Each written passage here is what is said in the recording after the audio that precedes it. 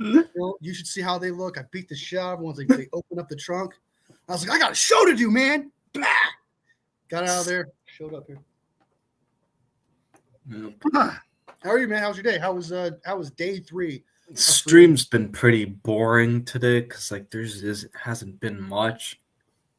Yeah. Except for like right when it hit 1:00, like that first hour, so there was things happening, but now it's been kind of calming down. And I mean, Jason and I did a mock draft, and then actually Dwayne Breezy on earlier, just to kind of get his thoughts. So, yeah. That's pretty dope, man. You got Wayne Breezy on. That's cool. That's a quality guest, man. I'm happy. That's cool, dude. I missed that shit.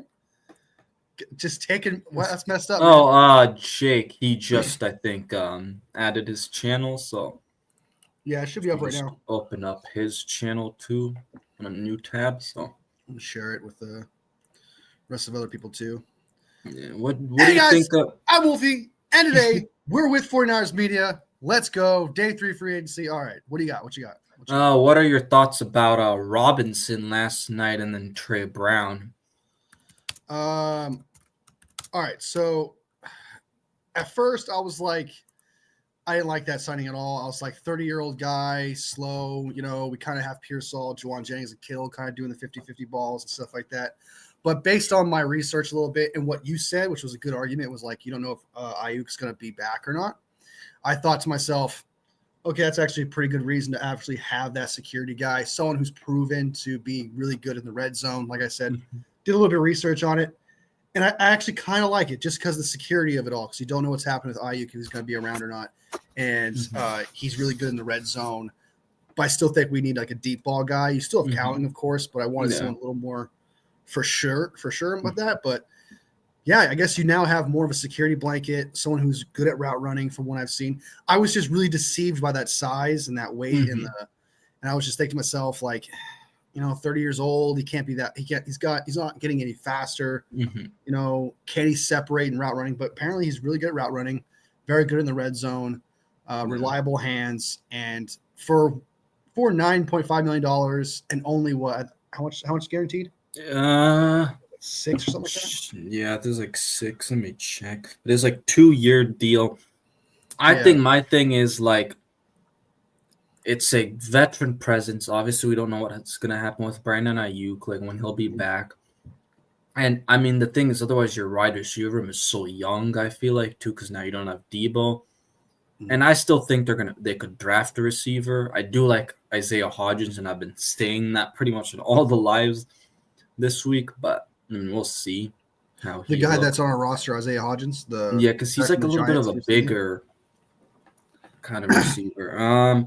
So it was 2-year, 9.5 to $6 million guaranteed. So I mean, pretty good amount out of the $9.5 million.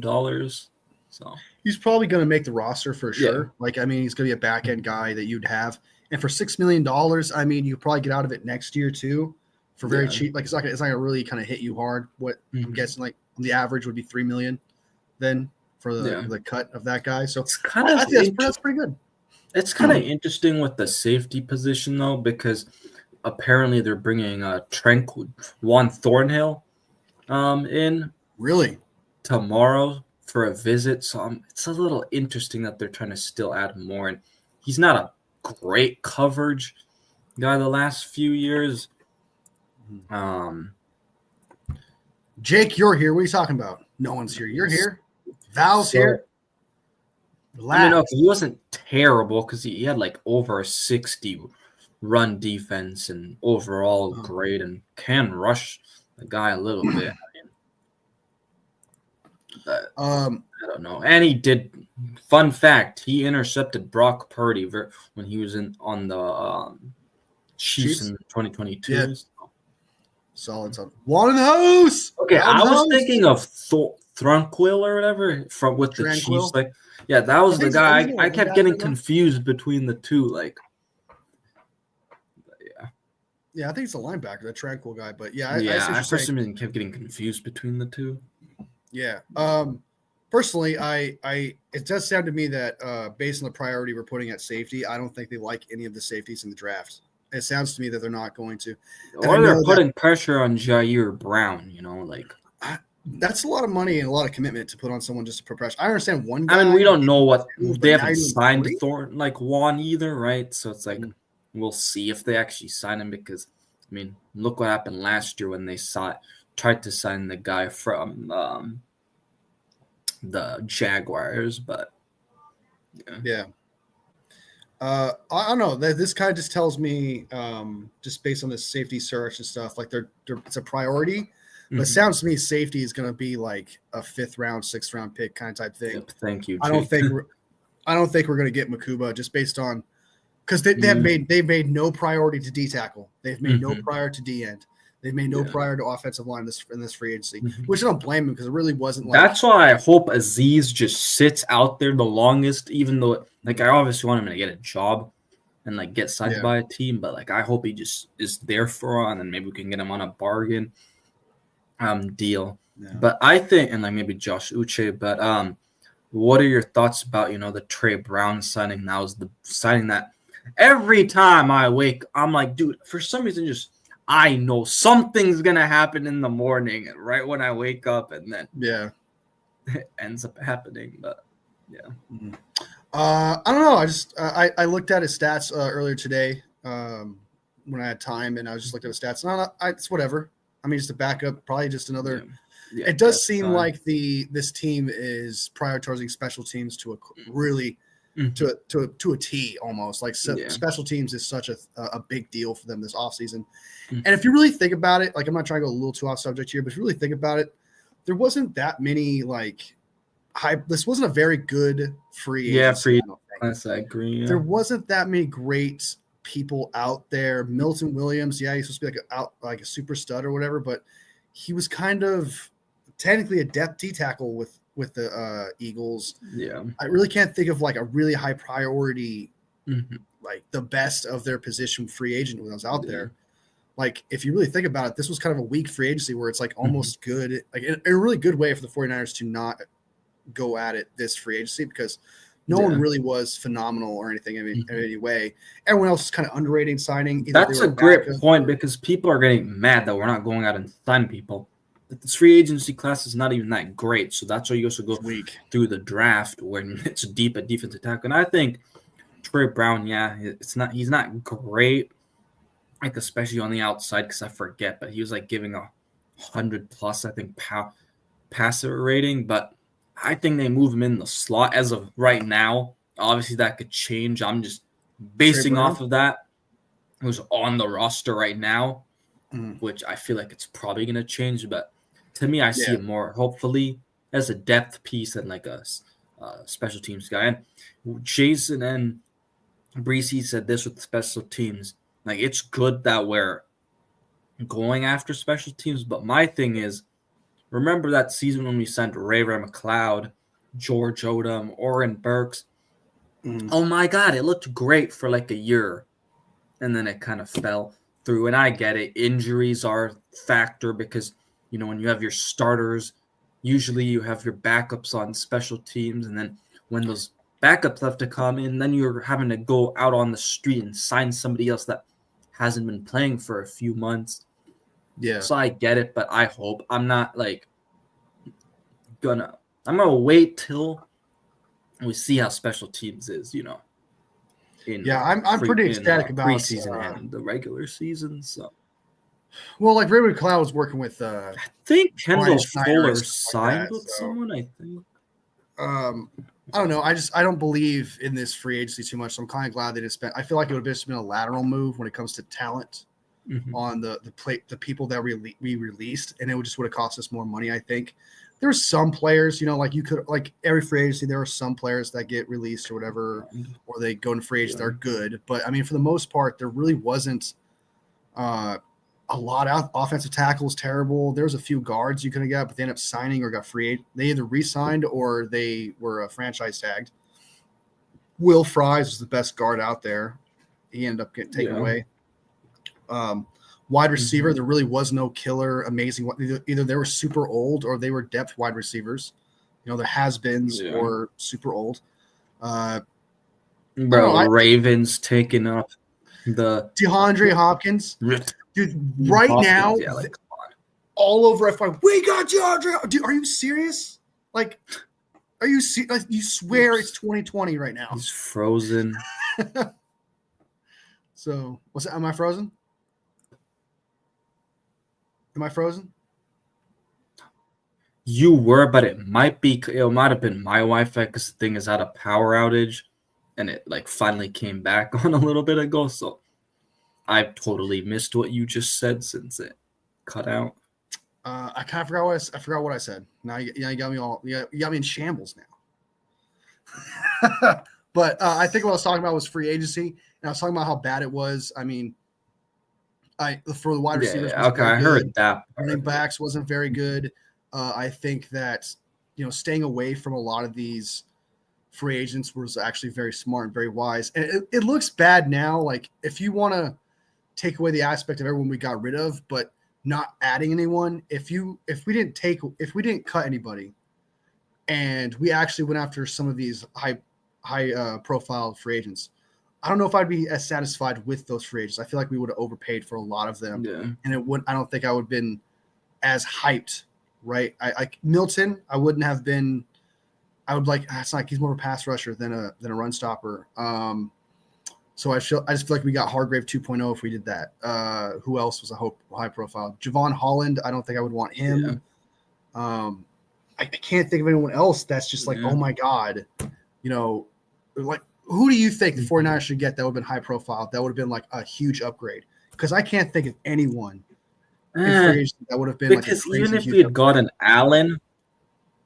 Yeah, because my thing is, even if we had gotten Jonathan Allen, I had my reservations about him. I was like, he's declining in this run defense, and I get it, he was hurt, but again, that's a risk. We need healthy guys, and so I that's probably one guy I would have been very concerned about. So I'm honestly glad that they didn't get him.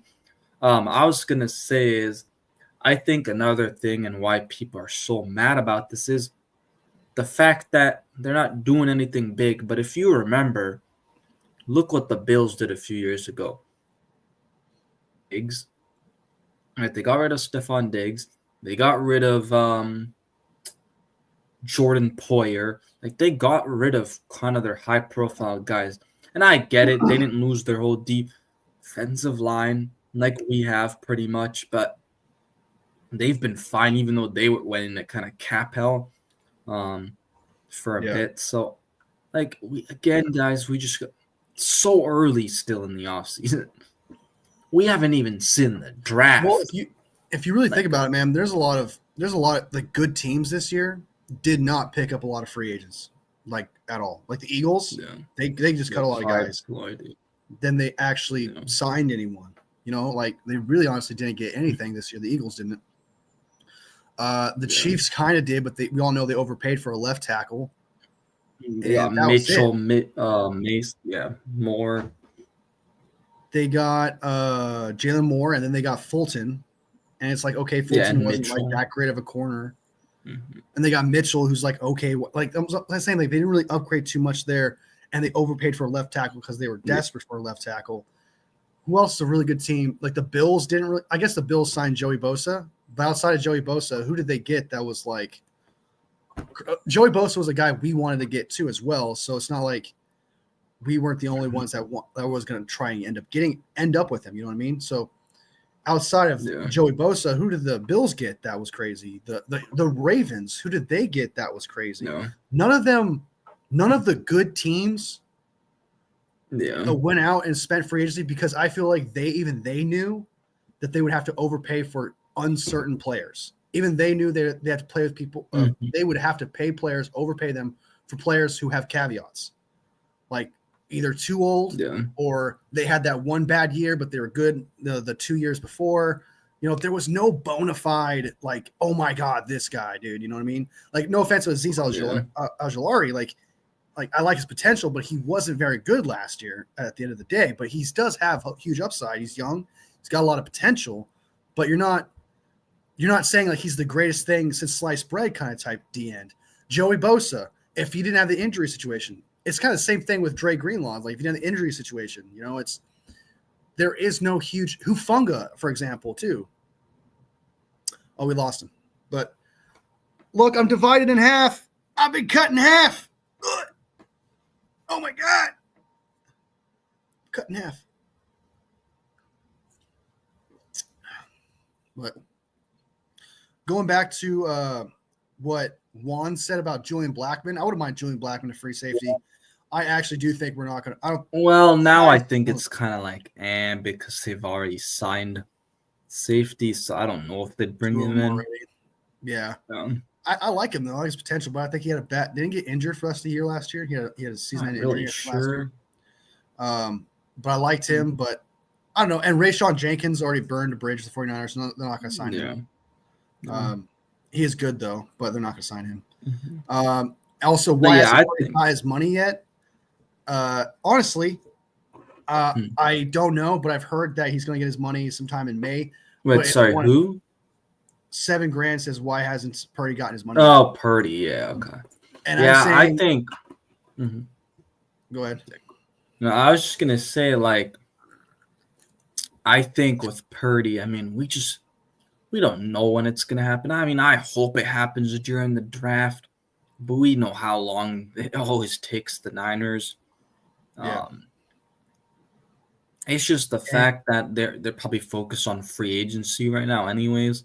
That I kind of doubt they're having that many conversations with his agent currently. So, and also like considering who all the people they cut and stuff like that, they probably have to wait until after free agency, after everyone they cut, to see what their contract looks like, so they can really say, okay, this is how much money we could play with to pay Brock Purdy. But I think this is just how negotiations are, man. Like, I don't think it's as simple as why have they paid? It's just why have they paid? What's the holdup? It's literally the biggest. It's the most important position on football. You would like be your biggest contract, biggest contract. It's not as simple as like you just get it done one day in one day. Yeah, day. because there's so much language in these contracts which some people don't understand.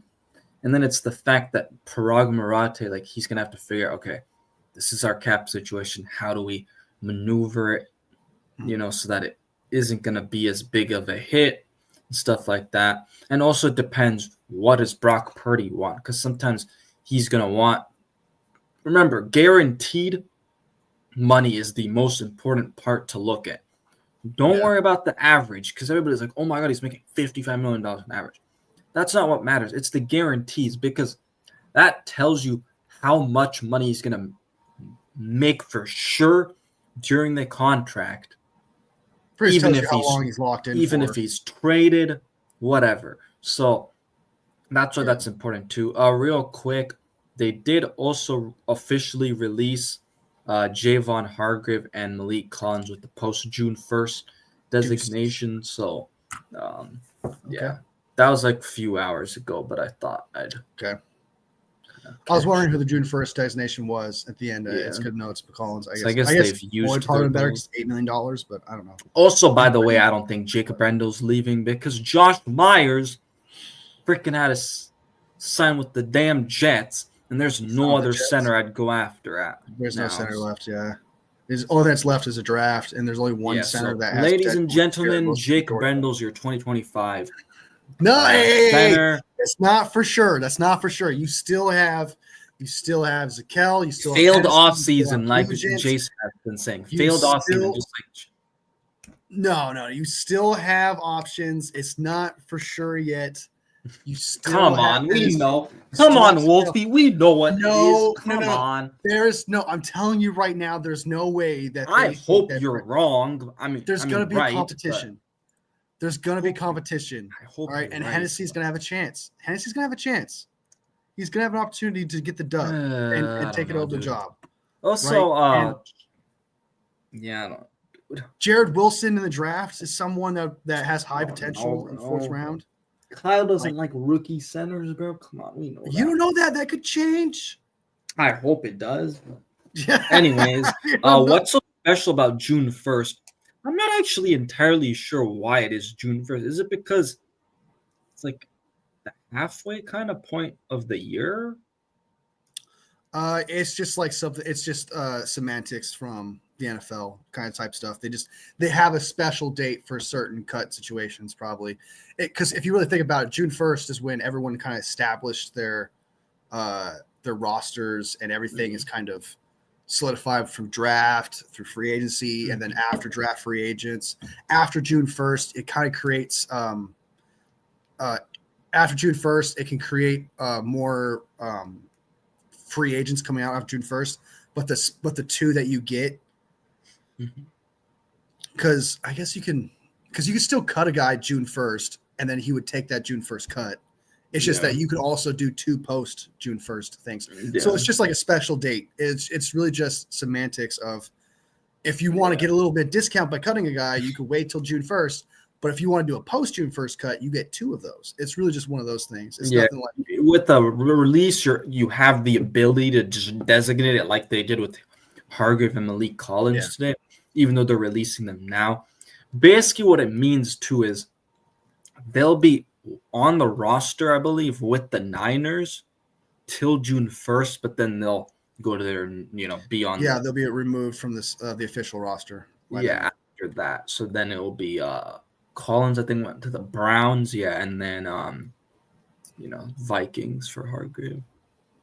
Yeah. So it's just semantics. It's just like, this is the day that your roster solidified, and all the moves are made or official kind of type thing.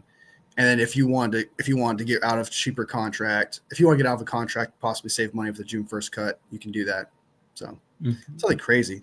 But coming back to one of these comments here, the Purdy thing real quick, coming back to this a little bit. Yeah. I do think I've heard rumors that it's going to get done. As of right now, it's looking like a late May thing. So it's going to be like later May, according to a couple of people who have said that. But obviously that is due to change, of course. But I don't think it's that simple, because you got to understand also there's more to it than just like, here's $55 million and here's a guarantee as well. Like, this might sound petty, but there's also special privileges in contracts as well. Like you get, this is just you need to watch film, like the you gotta watch this much film. You can't work. You can't go play in the sand. All right, you can't go pick up basketball somewhere. You can't do. There's certain things you cannot do with these kind of contracts. One of them is like, Purdy could be like, I want a closer parking spot. There's so many semantics. There's so many smaller things that accumulate into a contract. If it was just as simple as a guaranteed money, and it was just as simple as the number, a contract would be 2 pieces of paper tops. That's all. But the reason why it's thick like that is because of all the special things that are underlying between it. Like Lamar, in one of his contracts, he can't do certain things because in his contract, because what he does. I forgot who else can't do. I think Mahomes can't do some things. Like what? I can't. There was a quarterback who apparently can't. I can't remember who it is. They cannot play pickup basketball. Like, it was in one of their contracts. That's what I'm saying. Like, there's special things within. So that way, I understand that too, though, because you want to make sure your quarterback doesn't injure himself just playing something for fun. Yeah. You want to, you kind of lose freedoms and stuff. Like, if you go on vacation, you can't go out and do this. So there's certain players that can't do things in contracts, and so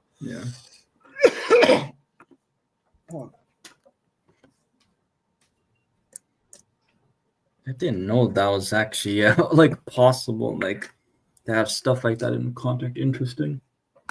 Yeah, and then also you got to watch this much film. You got to show up to work at this time, and you can only leave at this time. Like, there's certain things you got to abide by. Like I said, the reason it's not as simple as just those numbers, or it'd be a lot thicker than that. There's special clauses that causes that contracting to become thick. So, hold on, try to get this going. But yeah, that's what I just want to say that real quick. It's not as simple as a number. Which I like, by the way, because I don't want Brock Purdy going out there just playing in the sand, playing volleyball and shit, shirtless, all Top Gun style. Like, I don't want that. I don't want to take that risk. That'd be I'm sorry. I'm just laughing at the chat because of what Papa and Jay said. What do you say? Oh shit! Is Wolfie pregnant? Am I pregnant? What? I don't know why that's so funny. It's funny because you're calling me fat. That's not cool.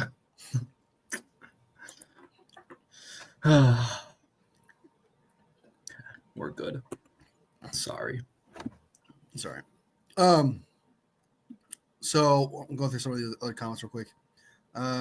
Lag, Hyde and Floyd. I don't know what that. I don't know if those are good signings. Oh no, he was talking about like guys who got cut from the Bills when I was like talking about how gotcha. We have so much dead cap and like the Bills also did that type of stuff. So yeah. Gotcha. D-Law to the Seahawks. Did you hear?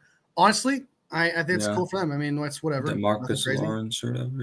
Yeah, DeMarcus Lawrence is like what? He's 30, old though. Yeah, he's like 33 by the time the year starts. I mean, it's 33, 34, something like that. Yeah, he's going to be old. I don't know if that's really a great signing.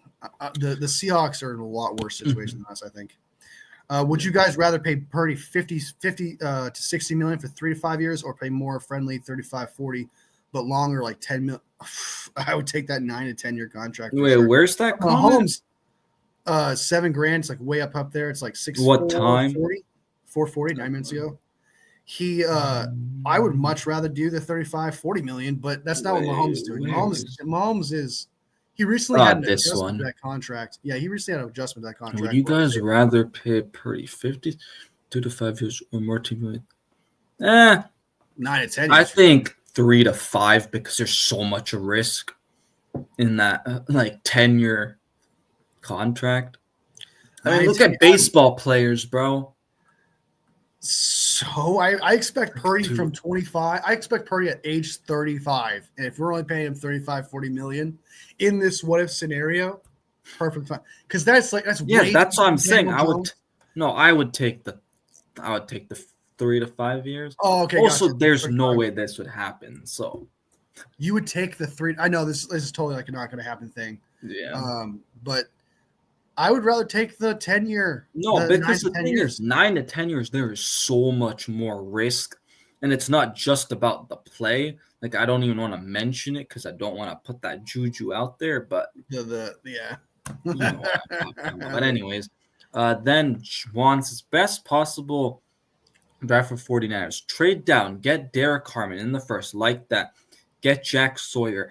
Honestly, I don't know if Sawyer fits anymore now that I think about it because he's not really a speed guy, and I feel like that's where the Niners. A pass rusher and an edge setter. That's kind of what you need on the wide 9. I think it's perfect. I think it's perfect. He screams. Edge in the second, yes. Jonah Savanea, guard. I agree there. I mean, I would love this draft if it sort of happened, but that's a W draft in my opinion. Yeah. Jonah Savanea, I like him because he's a starting guard like right away. Membu's technically a starting guard right away if you wanted to move him there too. TJ Sanders, I have a huge crush on DJ Sanders. Such a great player. That's kind of what Jason said earlier. Like a lot of these D tackles are just in the same tier. Like if you missed out on Derek Harmon and you got you missed out on Derek Harmon, but you ended up getting TJ Sanders, I would be like, oh my god, we missed out Derek. I would be like that. I'd be like, you still got a solid D tackle there. I love TJ Sanders. Demetrius Knight, I'm a big fan of Demetrius Knight. I think he screams. To watch a little bit more because I know I watched like part of some of. He screams. Drake. I like the Penn State linebacker. Hold up. Not yet. His name's popping in my head, but I can't quite. Yeah, me neither. Spit it out. Kobe King.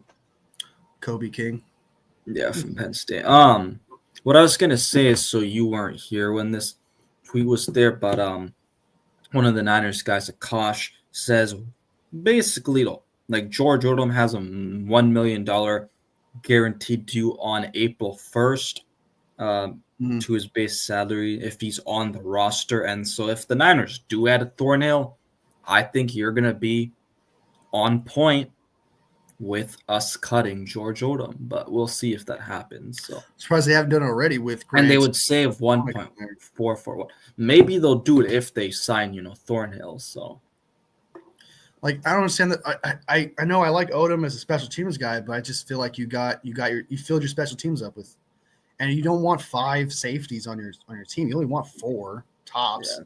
So Well, I like, mean, some of them would get cut anyways. well, Pinnock or whatever his name is definitely not getting cut because that's fully guaranteed money, right? So he's What's his not name? it's not Yeah, gonna be that. the Jets guy.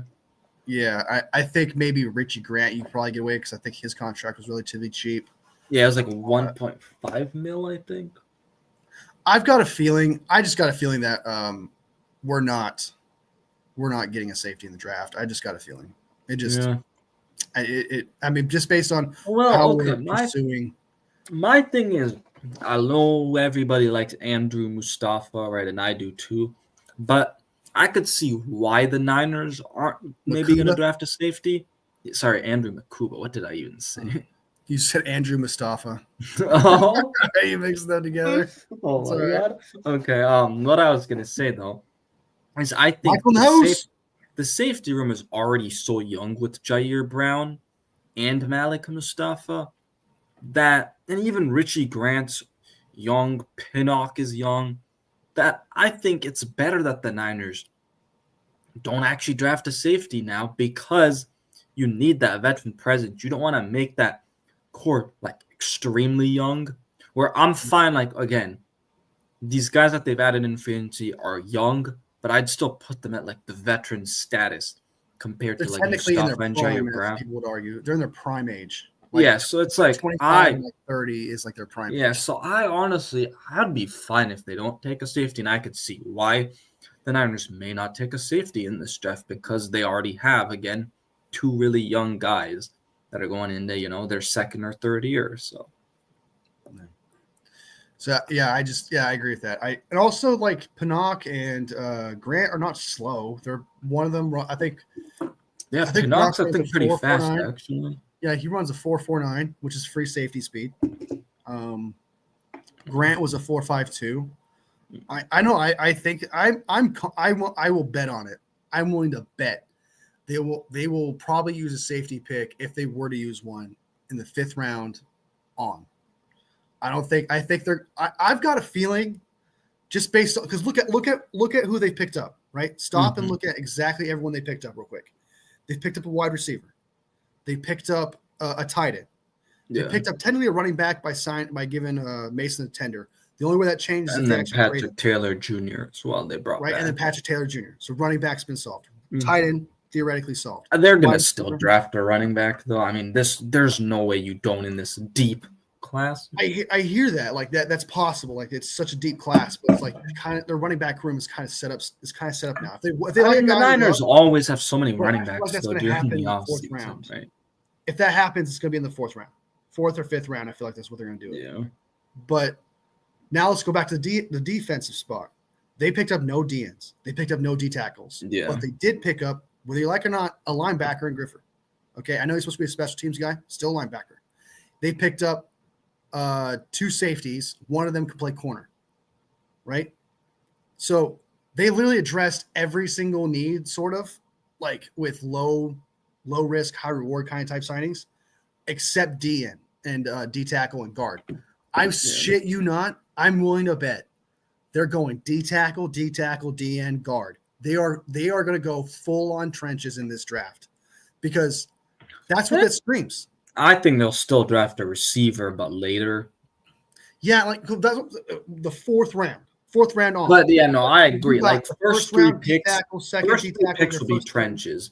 I'd be shocked if they're not trenches. At least the first 3 picks. They're telling you that because there's no way they're going into this. I'm telling you right now, there's no way they're going into the season with 4th round draft pick D tackles and DNs.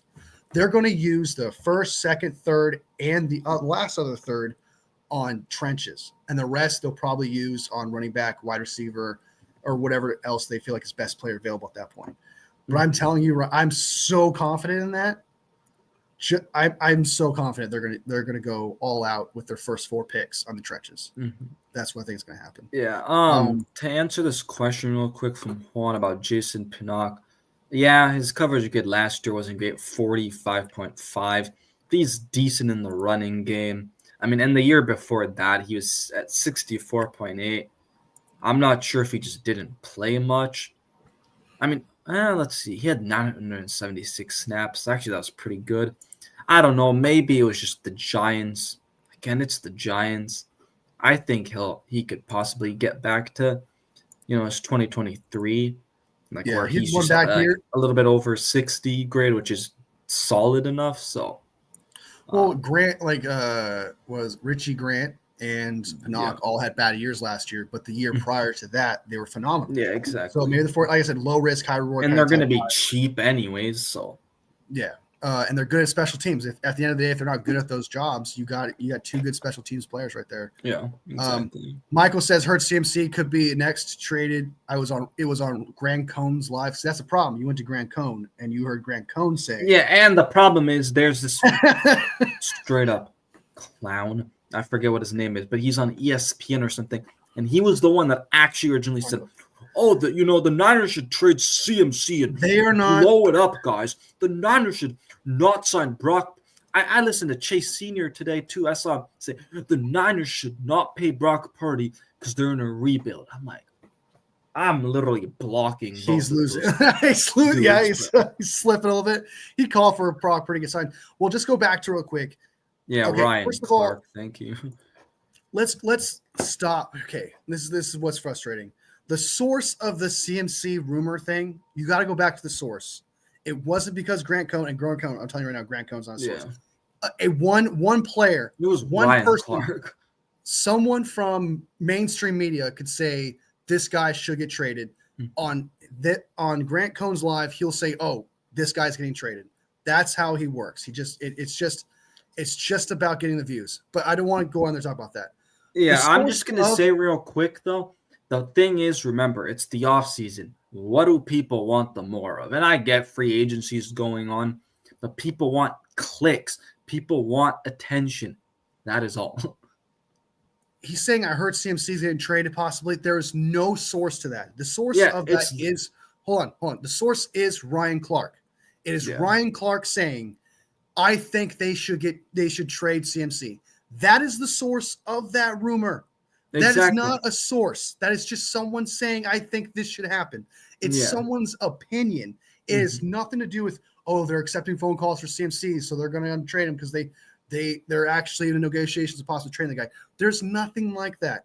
Yeah. There's nothing like that. We got to where you get your information from, where you watch your shows, your content creators. There are certain content creators, and I've preached this. Grant Cohn is just a guy, and I'm not trying to, talk shit about other content creators, but he's just a guy who grifts. He takes whatever argument there is, and he says, "Hey, this is fact."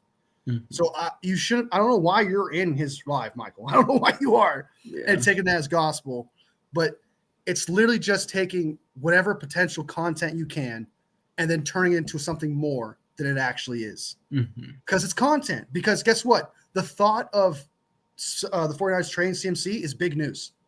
Yeah. And as long as it's going to get people's attention, it's going to get the views. Exactly. It didn't come out of his mouth, though, so he could be like, it wasn't me that said it. It was Ryan Clark. So I'm just rolling with it. That's the thing. It's like whatever comes out in news has nothing to do with the source. And as long as there's an article out there of someone saying, I think they should do this, they will immediately come out and say, hey, this is happening. Yeah. You got to weed through those. Got to weed through those.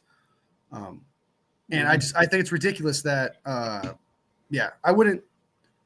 Yeah, I'm surprised. I'm shocked that someone who follows me watches Grant Cohn. I'm really shocked by that. I'm so shocked by that. I'm not gonna lie to you.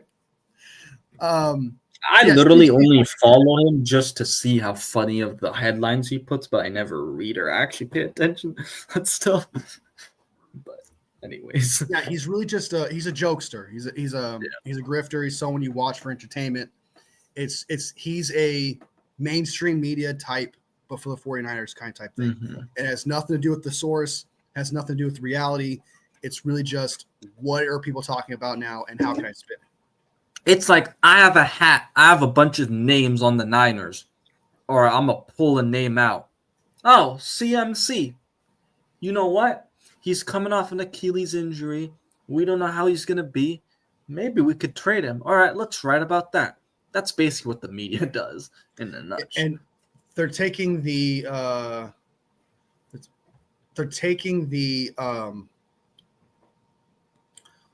I forgot what I was gonna say. I got distracted. They're taking the CMC right now just as much. They're saying, like, for example, next thing we're gonna hear like Brock Purdy's gonna get traded because there was an article that some guy in Tennessee or whatever wrote an article saying, I think the 49ers should trade the number 1 pick for Brock Purdy. That is not a fact. That is not someone saying, hey, I heard a source that he's actually going to get traded for the first overall pick. It's just some guy saying, I think that should happen. It's literally not a source. It's not a source of information.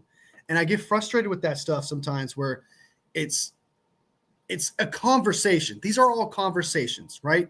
I could talk about how I want the 49ers to trade for Justin Jefferson. He's not doing very successful in Minnesota. He would do very good with 49ers. I think Brock Purdy do a great job. I think the 49ers should trade Brandon Ayuk to Minnesota for Justin Jefferson. And then everyone's going to roll with that. Oh, Justin Jefferson potentially, I've heard rumors, might go to the 49ers. That's how that works. It's just, yeah, it's just, Exactly. they're just articles. It's just content. But how there are certain people who preach, who will say this is a rumor. I heard this is happening. And it's like, yes, you're right. It is a rumor from someone saying, I think they should do this. Mm-hmm. I get so frustrated with that, where it's like we take these think pieces, we take these opinion pieces, and suddenly it's true. Suddenly it's a fact. It's actually mind blowing. So he says CMC and Bosa, Grant Cohn thinks 49ers should trade them. Of course he does. Well, of course he does. But the other guy cannot stand. Hold on, one more thing. There is not a single player on the 49ers right now that he has brought up. That he's not brought up to trade. 49ers trade. He's brought up CMC. He's brought up Brock Purdy. He's brought up Trent Williams. He's brought up George Kittle. He's brought up Fred Warner. He's brought up Nick Bosa. He's brought up Mooney. At the time he was on the roster. He's brought up Mustafa. He's brought up every single player because it's content. It gets you clicking. It gets you like, oh my God, 49ers are going to trade this guy. And it's just like, dude, no, they're not. It's literally just clickbait. It's just trying to get you to. It's really just trying to get you involved, but for you to think like, oh my God, because if I had a video saying, oh, I heard rumors 49ers are going to trade this guy, I promise you I could probably get a lot of views. And at the end, and when you actually watch the clip video, it's going to be like, I think this would be really cool. I think they could do this. I think they could do that. But no source, no real actual connection. It would just be a rumor that I ended up creating. So it's kind of like a game of telephone. Like if you're at high school, when someone says, oh, I think Jordy picks his nose, needs his boogers. Then someone goes, oh, that's gross. That's nasty. And then someone else goes to somebody else and they go, hey, man, it'd be crazy if someone actually, like, if Jordy actually picked the nose. Yeah, that would be crazy. And then someone else told somebody else, hey, I think Jordy picks his nose and eats his boogers. And then it becomes a fact all of a sudden. It's like, that's what happens with these articles and this content. And this content creator, I'll stop saying his name. He picks up the telephone.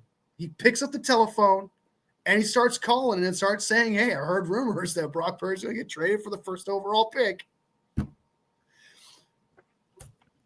Anyways, the reason I was laughing is because I just popped into Jason's stream and then he was mentioning how like we've been streaming for 7-8 hours a day, and for some reason it just made me laugh. So putting those hours in, man, trying to work, yeah, bro, I'm trying to grind, bro. So who's the other guy? You said there was some guy you didn't I did not really liked what Larry Kruger's kind of been saying. Really? Recently, sometimes, yeah. Sometimes he pisses me off. Like, I jump on and off his train a lot. Like I hate him sometimes, but I love him sometimes, but I hate him. But at the end of the day, I think I like him because he's honest, really. He's a little cocky sometimes, but he's honest. No. What did he do to piss you off this time? He's like, Okay, what I hate is sometimes he'll put information about a player that we have interest in, and he talks about their college career. Like he was talking about Thornhill in college. And I'm like, buddy, bro's been in the league for years. Why are we talking about his college stats, 10-yard split so much? I'm like, bro, let's talk about what he is in the NFL. I don't give a shit about what he does. He's slowed down since then, It's man. like, God damn, just pisses me off.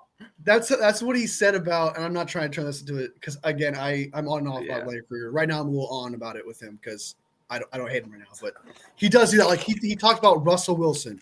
He's like, if Brock Purdy gets traded, I wouldn't hate us trading for Russell Wilson because he's a future Hall of Famer. And I'm like, yeah, but even if you think he's a future Hall of Famer, he's not playing like a future Hall of Famer right now. Okay, he was 5-6 years ago. Okay. Like, not every player stays the same from what they were when it first came in the league. But that's the problem with the Niner fans in general, bro. We see, oh my God, Devontae Adams, guys. He's available, guys. Devontae Adams. Should we sign him, bro? Should we sign him? Yeah, we should. That's exactly what they did with C.J. Mosley today. They saw him released, and my whole Twitter timeline was, oh, guys, we should sign C.J. Mosley because he played with Robert Saleh. You know how old that guy is, bro? 32, going to be 33 years old. No, thank you.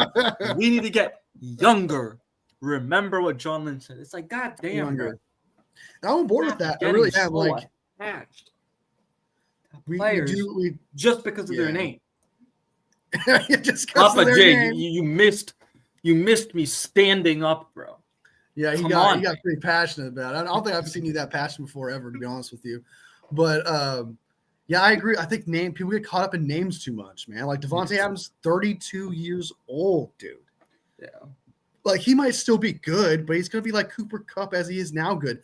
I think it was more at best a lateral move for the Rams.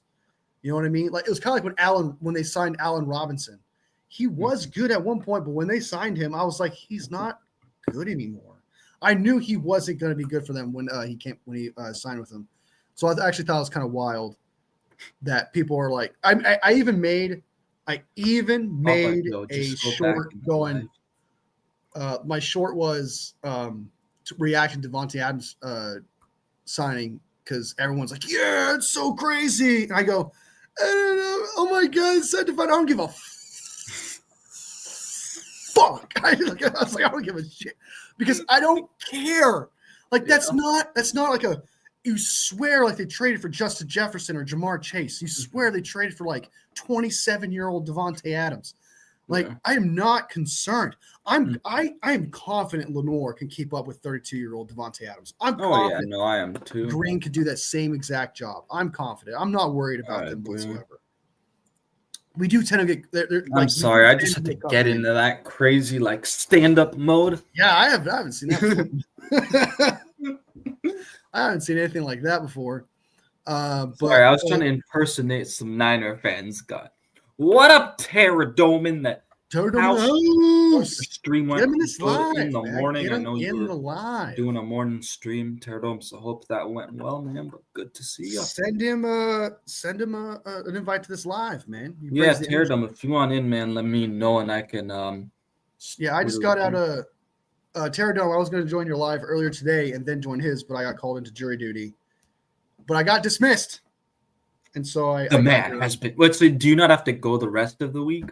Yeah, I'm good for the rest of the year. Okay, I'm good for. I could be eligible next year. After it's a full calendar year. Okay. He's at work. Oh, good, man. Okay. Sad day. Chargers might trade with Niners. That'd be great. I'm all for it. That's a good pick. $7,000 back at 452 says the 49ers might trade. I didn't even realize you were looking all the way up there. I'm controlling the chat for me. Yeah. Okay. So, but Chargers, I'd be up for it, man. What's the pick? What's the pick? Right here. Well, what pick do the Chargers give us a second, and you got yourself a deal. Okay. Hold up. Let me see what their pick is. I think that 22nd. I wouldn't mind moving to like 20, maybe, but 20 seconds not bad. For if they gave you a second round pick, you wouldn't trade back. Yeah, I guess but then it's gonna be a late second round pick still. What's their second round pick they got? 55. It's not bad. What? So like a second round pick and a third? Well, I guess you would get fourth? another top 100 player at least, I guess. You get another top 100 player. I think if you traded a second and a fourth, I think that's worth value right there. That's 10 spots. That's a good.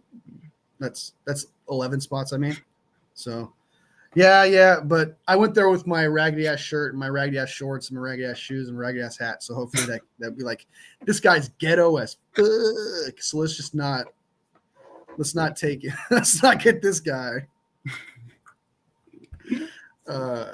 So I swear, I hope I don't have to go like in 2 weeks, bro. What, jury duty? Yeah, because I also got the. Don't you have internship coming up that would stop that or something? Well, yeah, no, but the thing is, usually you still get paid. Like, because they can't just not make you go to jury duty. And I already told them that I might have to go. So. Oh, did you get summoned? Yeah. You did? Oh shit! And I was like, could it not be at least last month if I do actually have to go? Did I jinx you? Did I pass? I had it like before. I just wish they gotcha. gave it to me like last month. If I like, that's what I hope. Unless I just don't have to go, which hopefully that's. Anyone hear the rumor of Purdy for #1 overall pick? Oh, there it is! There it is! There it is! Oh my god! Bro. There it is! I knew it! There it is! 7 I saw that earlier, and then I was like, "Nah, I'm skipping over that. I don't want to talk." Yeah, that's just someone saying. I read that article, by the way. I read it just real quick. I read that article. It was really just a guy saying, "Hey, I think they should." It's just it's an opinion piece. Guys, you know what? I think the Niners should cut Jake Moody. See. That's just an opinion piece. All right. See, now you're just spreading lies. What? You don't want Jake Moody cut? If we don't have a better kicker, if we don't have a kicker that's better than him, why would we do that? I'm kidding. No, you're trying to start a game of telephone. All of a sudden, like we're gonna hear from like Larry Krueger and Grant Cohn. All them rumors are that they're gonna cut Jake Moody. Better give me as a source, bro. Come on now. Right, come on, source 49ermedia. By the way, do you have a light, man? You're like in the darkness. You got like. No. Yeah, I don't know why, because earlier was fine, and then right when my internet cut out, I didn't have light, but now my light's back. Or sorry, I didn't have like electricity, but. So real quick, let's get some of these questions, and then we can go through the subjects I wrote. Oh yes. Week. Yeah. So we can get through those. That's some content. I know we're just kind of like babbling now. But I'm going to be live for a while, so I don't mind. I'm probably going to do like a 12-hour stream. Damn, dude. I'm like, waiting for bro. You want to be there. You want to be here for that great big move. You've just been waiting and waiting. Yeah, I'm like, dude, at this point, I'm expecting some weird news to drop. All right. So, question real quick. Let's do quick fire responses to some of these questions, so that way we can let's do quick fire under a minute responses to all the questions that everyone puts in here, and then we will jump into the subjects. So first question: does Cam Ward have superstar potential? I think he does. There's a reason why he's the #1 overall pick. I think he's got potential there. I actually do think he could be a good quarterback, or possibly a great quarterback. If he was in last year's draft, like J.J. McCarthy and all of them, I think he would probably be maybe the 5th or 6th quarterback in that draft, because that draft was absolutely stacked. But I still think he would, like J.J. McCarthy and like Bo Nix, they had starter potential to superstar potential. It depends what you mean by superstar, because some people think superstar is – because we talked about this yesterday too. Like, are you talking about top 5? You're talking about top 5? I don't think so. If you're talking like top 10, I would say top 10. All right. You know what we're going to do to make this fun, because we're doing quick? How about each one of us has a minute to say something on the topic? I guess I'll put a timer on for me. Oh, you want a time? I was going to say, that's what I just said. Yeah, no. It's like starting after now, so. Okay, next topic, next question, we'll do that. But anyways, I think Cam Ward, in my opinion, is probably going to be the best quarterback in this draft class. I don't know if I really like Shador Sanders. He kind of gives me like Caleb Williams vibes, but at a worse kind of level. Like a wish version of Caleb Williams. Yeah. Yeah. And then who else? Jackson Dart. I like Jackson Dart. I don't know how good. I like him It's a lot. like I feel 50-50 about because I'm like, I feel like he could either really, really bust or be a solid quarterback. So I'm like kind of unsure about that one. Who else? The only thing that pulls me back from Jackson Dart is other people say they don't believe in him. But when I watch him play, I see a starter. I know that's crazy, but other people, professionals telling me that he's not is what's holding me back from giving him any more credit. But so Jackson Dart, and I think everyone else, I agree with Juan here when he says, I would hate to be honest, I don't like any of the QBs in this draft. Yeah, I mean, I'm not saying they're great or anything. I think this draft class is not great at quarterback, pretty much. But yeah. All right, what's the next question? The next question is Wolfie. Is your first name really Wolfie? All right, you got 1 minute, and I got 1 minute to answer that question. All right, go. All right. Wolfie, is your first name really Wolfie? It is. My first name's Wolfie, middle name's Wolfie, and my last name's Wolfie. I'm Wolfie. Right. Okay. His first name is Jake Wolfie Miss Moody. Provide me with Jake. What the fuck? All right, so next up we got you're getting delirious, my man. All right, doesn't Pinnock have a terrible coverage grade? I forgot who said who was good, who was bad statistically. Back to that question there. I thought he was pretty good. Wasn't he pretty good in the okay, for Pinnock, honestly, we paid him like fully guaranteed money but on a low budget. Yeah. Because you're kind of banking on him for his 2022 and 2023 production, not his 24 production. There's a reason why he didn't get a lot more money than he actually did.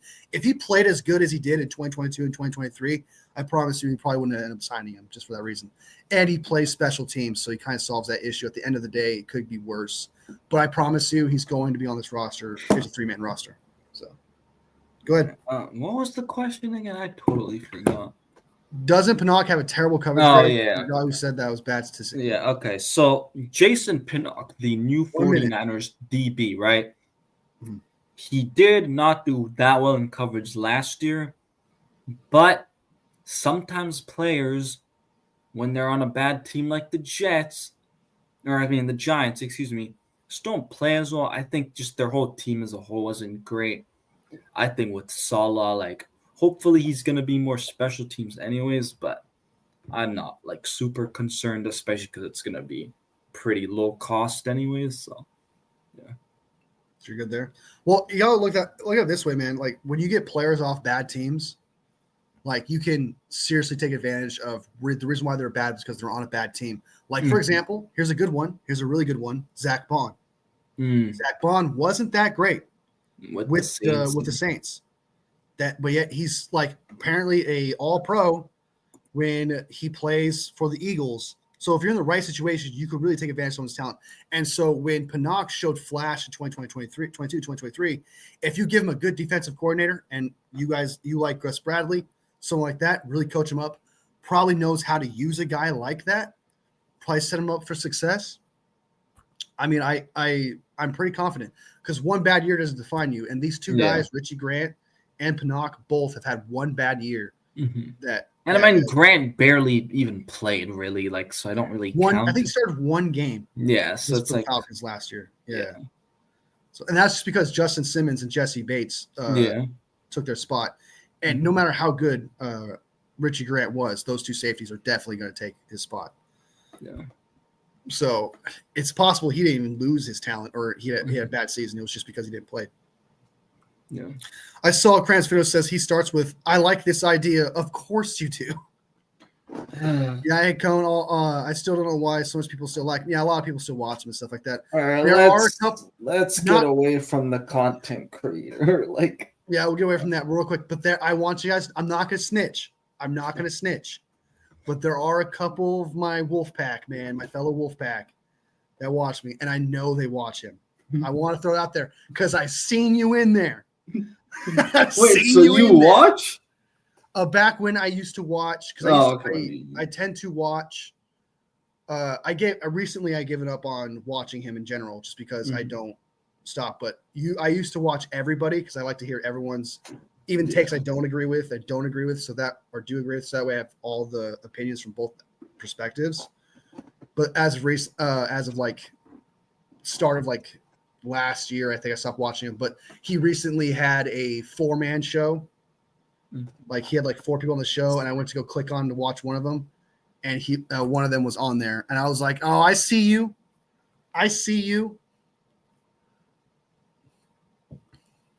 Tar still got something. I don't know who that is. Fudge Devontae Adams will be another Cup. That's what I think too. I just think it's a lateral move when it comes to Cup. I don't think it's like too much of a big deal. So, Wolfie in the house. It's Terradome in the house. Good to see you, man. Good. Were there any other questions? Because I feel like we already kind of talked about these ones, though. Oh, hold on. At work tonight. Jury duty. Oh, man. What tonight? Should the 49ers get Cooper Kupp? No. Well, hold on. It's my minute. Let me have my minute. Yeah, my bad. Okay, let me time you. I'll start you. All right. 3, 2, 1, go. I like the idea of getting Cooper Kupp. I actually do. I think he's a good route runner. I think he's got reliable hands. But the thing is, I don't think we should sign him at the end of the day just because we already paid Demarcus Robinson, and Cooper Kupp is probably going to want to go somewhere where he's probably get a lot more money and he's going to be probably play somewhere where he's going to be like a number 3, number 2 kind of type guy. So I like the idea of getting Cooper Kupp.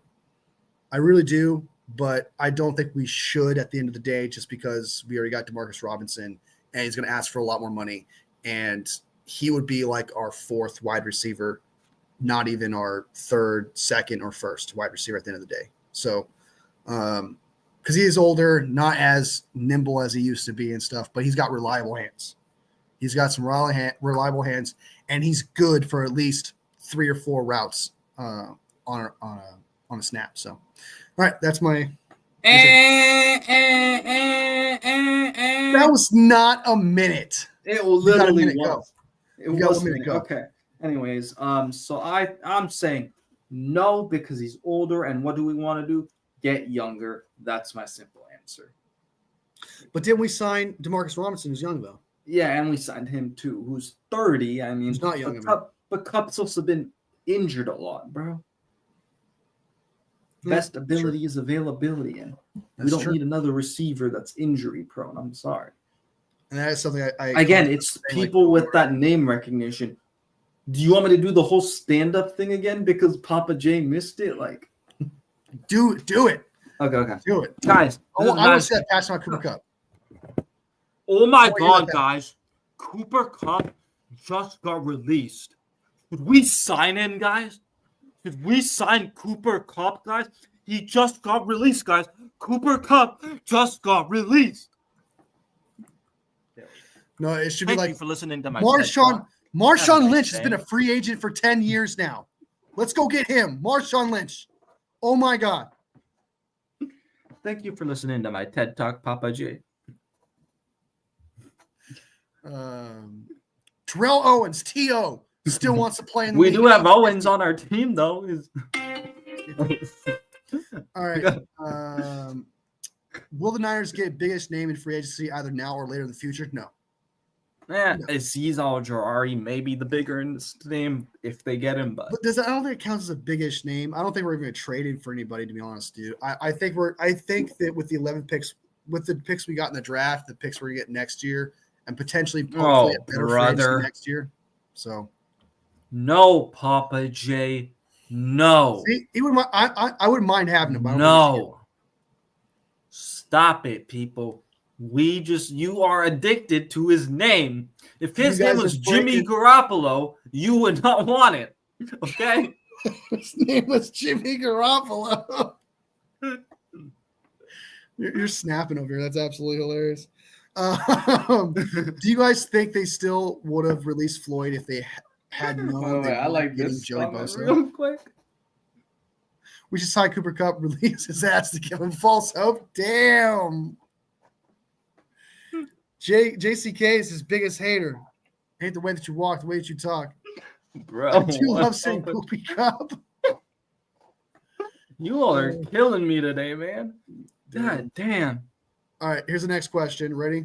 All right, Mhm. speed round. Speed round. Ready? Mhm. Got the minute up? Ready? Well, read the question and then I'll start it. Do you guys think they would have released Floyd if they had known they weren't getting Joey Bosa? Go. That is a great question, actually. I actually have not thought about that, so I'm literally just thinking about that now, and I'm just reacting to that now. There's a chance, because I don't know at the end of the day, because like some people were kind of shocked by his release. They really honestly were. Some people were like, why did we let him go? Like, he still had some potential. I understand he wasn't good in the run, but he's good on third down, especially like, 3rd and 10, just like that. It's a pass, so he'd be good for that. And you had him for 1 year anyway, so it's not like you were saving for the future. He still would have, like, you just cutting him now really wouldn't have done anything. I think there's a possibility.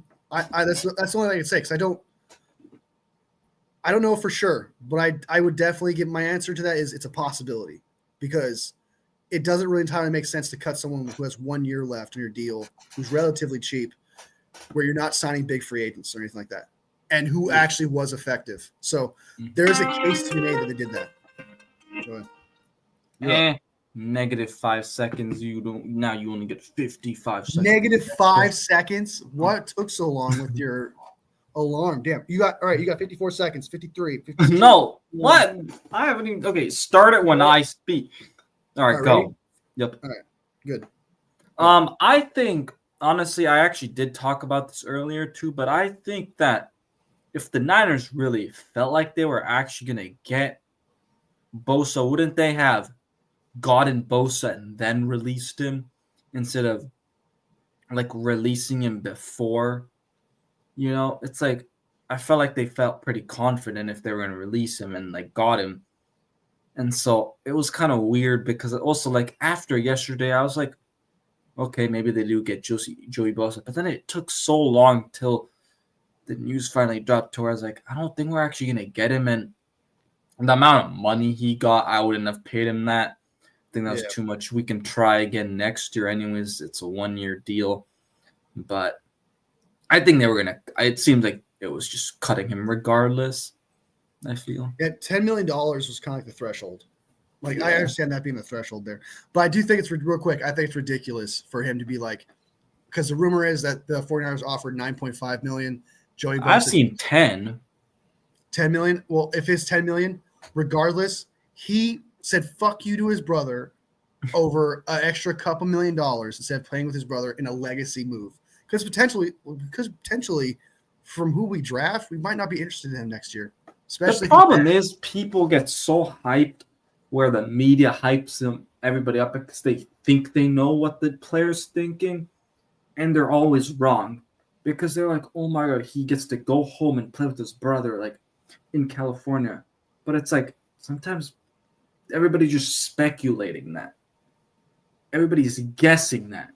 I feel like nobody actually has real sources. And the reason I say this is I'm a San Francisco Giants fan for baseball. For the past few years, we kept trying to go after the big names, where there was that 1 year we were trying to go after Aaron Judge.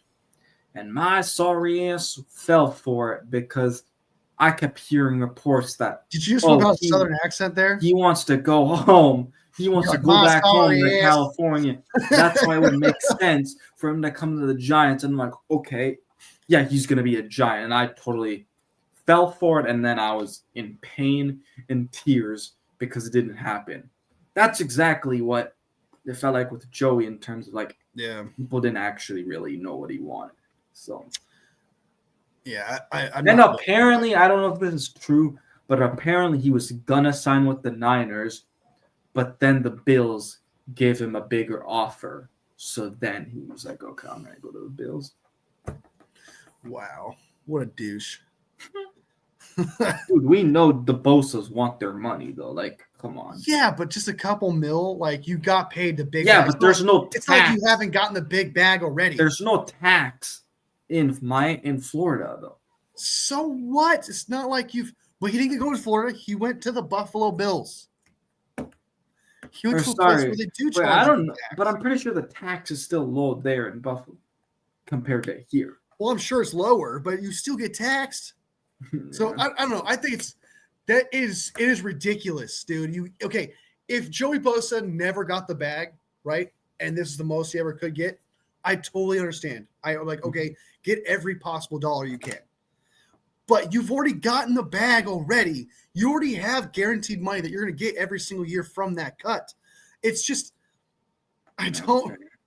It's absolutely because you're telling me right now that Nick Bosa would have been like, all right, I'll take a $2 million pay cut for so you can play with me, bro. Like, I don't know. I actually thought it was Yeah, wild. I'm kind of surprised that maybe the Niners didn't like go talk to Nick and be like, we're just gonna ask you, like, we're not going to tell you that we want you to take a pay cut, but would you be willing to restructure your contract if that means that we're able to pay Joey a little bit more and get you on the same team? Yeah. Yeah, I guess they could have done that. They could have done something. But I know JCK says a couple million is still a couple million life-changing money. He's already gotten life-changing. That's what I'm trying to say. He's already got his life's already changed. His life has switched. His life from when he was already rich before in college, because he was rich in college with his family, and he became even more rich. Ohio State, He's already got that life-changing money already, man. Yeah. I don't know. I think I'm bummed. I was expecting more money for the Bills to take it out of our hands. I wouldn't have given him that contract though. So yeah, $10 million was the threshold. I'm just disappointed in both. Maybe like 7, 6 for Bosa. It's trippy. Okay, let's go ahead and jump into those subjects. So the first topic that was, let's see, where did you say best teams, free agent picks for teams? Who had the best free agency? Grades for those teams. Okay. Let's say the best free agency team. I know this is kind of it's a little bit risky because they did sign Javon Hargrave, but I'm giving it to the Minnesota Vikings, man. They revamped a little bit of their offensive line. They did that to the defensive line. They took a page out of the Eagles playbook. Yeah. So I'm well, except for they signed guys compared to drafting them. But yeah, I know what you mean. They got Jonathan Allen, I think, and then they got Hargrave. The Vikings did, and I think they made another move on a couple other players. Offensive line. They got I think what's it, Kelly, the center from. Oh, they got Kelly and then Fries too, as well, right? Yeah, I think so. Yeah. Yeah, I would say I'm not even go through the list. I think they just enhanced their trenches pretty deeply. I think they did a good job there. So probably I would say Vikings more so. And Broncos is not a bad option, but that I feel like there's a little bit biased there just because Greenlaw and But I think Vikings got it just because they upgraded the trenches, and trenches we've learned is more important than anything else. They got a starting right guard in Will Fries. Okay, play left guard as well. And they got a starting center when healthy, so very Dre Greenlaw-esque. Yeah. When healthy, one of the best centers, if not the best center in the NFL. They got Jonathan Allen, who had one bad year, but before that, he was actually pretty solid. Okay. And then they got Hargrave, who's a good pass rusher. So I do like what the Vikings did there. I think I'm a big fan of what the Vikings did more so than what the Broncos did. Because outside of those two signings, I don't know what the Broncos did. What else did the Broncos do? Yeah, I'm not really sure. And their defense was already kind of their strong suit. In the first DJ Jones. First place. It's like, what are they doing on offense to whip up Bo Nix? So I am not that high on Greenlaw and Hufanga in that aspect, just because I like him, like those players, but I wouldn't put him out there. Yeah. Evan Ingram, that's a good signing. We got tight end. That's true. They did get Evan Ingram, yeah. So but I'm not going to say that they had a bad free agency. Yeah, I'm not saying they're like a loser of free agency or they had a bad free agency. It's just top dog. Definitely. I think the Vikings have done a great job. The Bears, I think, would be my second. What did Probably the Bears do again? What were the Bears? Booney. Then they traded for Jackson, and then they got That's true. the center, Drew Dahlman. Drew Dahlman. That's pretty solid, actually. Who they get? Who they get? Who else did they get? That's about it. I mean, also those two guys were trades, though, if you think about it. It kind of counts. Yeah, it counts. I think I'm gonna count that because it's still technically free agency. Yeah, so it's not just who you pick up. I can't remember if they got anyone else, honestly. I'm looking at the free agent tracker right now. So they got obviously the 2 linemen and the center, so they revamped the entire offense.